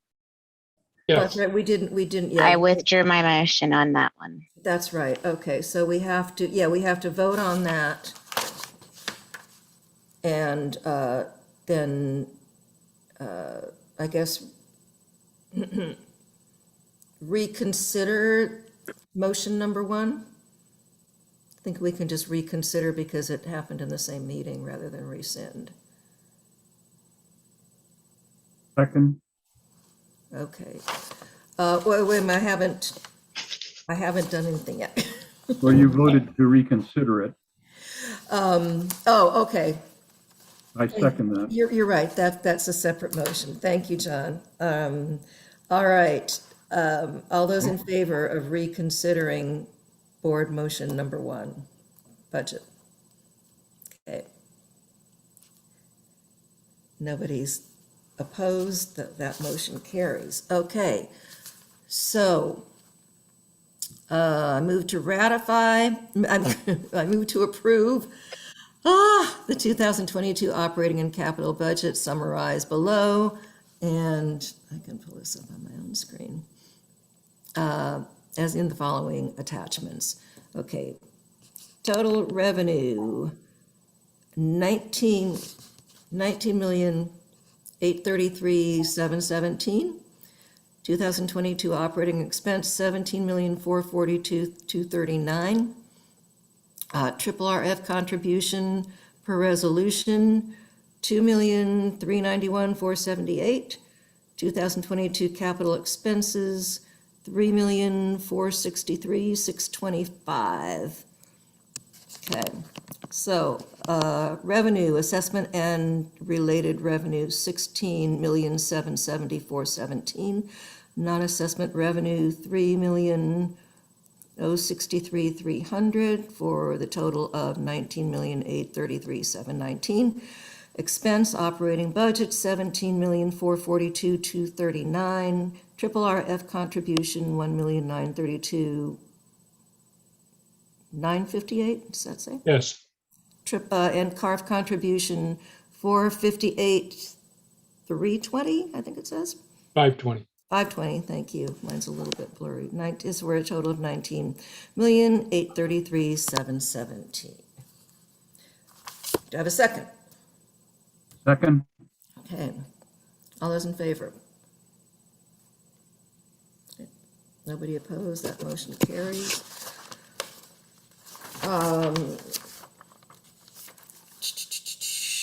I'm looking, I no longer have the Tony Jennifer motion number 6, but is it essentially the same as what you had sent me earlier and what's in the packet? Move to set the assessment rate for. Well, except for the rate, but was all the other wording the same? I don't think so. Okay. Yes. I will move to approve the proposed amendments to Assessment and Finance Resolution 2, Assessment Rates and Collection Procedures, attached, thereby establishing the proposed base of $740 for the 2022 annual assessment rate, as well as installment plan fees, collection fees, and respective due dates for 2022 as delineated in the amended Exhibit A of Assessment and Finance Resolution 2, Assessment Rates and Collection Procedures. Is there a second? Second. Okay. All those in favor? Aye. Yep. No opposed? That motion carries unanimously. Was that all we had to do with that assessment and finance resolution, Larry? Yes. Okay. Karen, I have a question for Larry, and I might have to make a motion related to it. Is that? Yep. Okay. Larry, the rates that we have for the elderly, I know we've had some issues in the past where we worked with Fairfax County. Is there a way we can actively pursue that list instead of waiting for them to apply to us? I don't know if you remember the 102-year-old, the case that we worked with Hank. So if there's a way we can be proactive, that would be great. I would ask Tom to address that, because I think the issue is that it's kind of in arrears piece that people they get the qualification through the county, then they have to come to us. So we don't know who it's going to be until they apply, the individual applies to the county for tax relief, and then it's their duty, to come to us. So I'll let Tom jump here in a second, but, perhaps we'll be more proactive about saying, hey, if you're eligible for Fairfax County tax relief, make sure you get your request for assessment reduction in on time or something like that. Or is there something, is this a piece that you can talk to Walter to, I don't know, work with us so that the senior is not having to file paperwork and we can help them expedite it?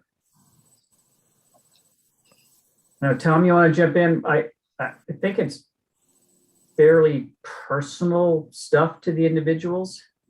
So Yeah, before we had a contract with Fairfax County that would kind of give us information in advance who had applied, but their attorney has advised them, you know, not to provide us with any information like that before. So usually Lily doesn't get that form until like July 1st from Fairfax County that's provided to the member. So I think in the last case, what we had to do is the member had to authorize them to disclose information to us, and then they directly faxed whatever we needed.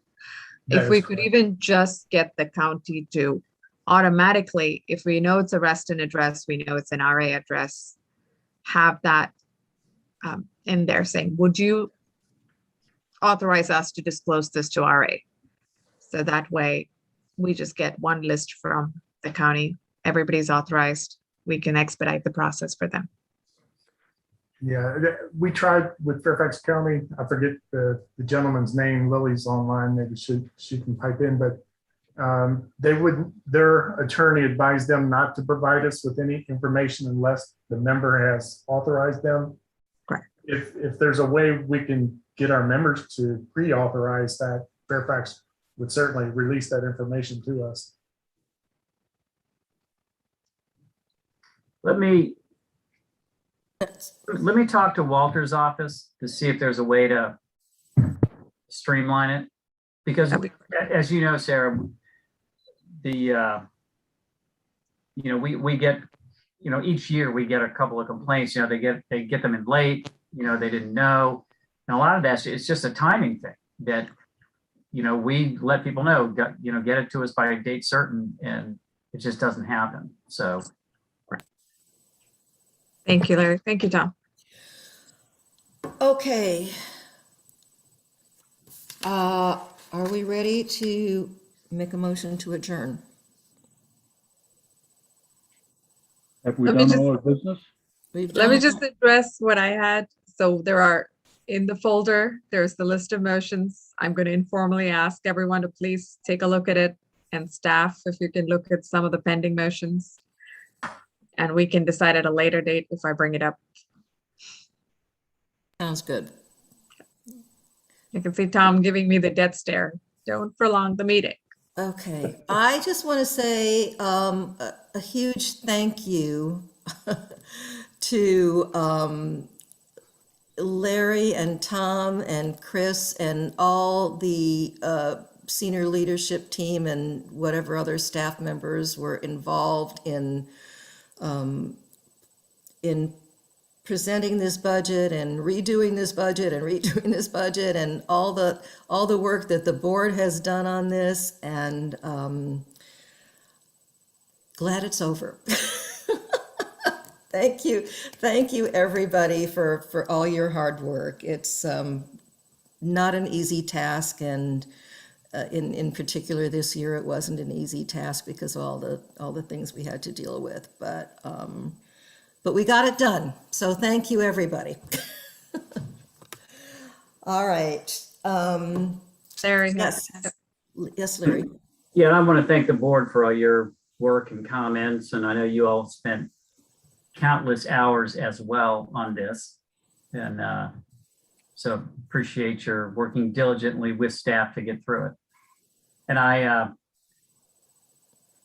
lost the bet badly. I was super optimistic, so. It doesn't hurt to hope. That's right.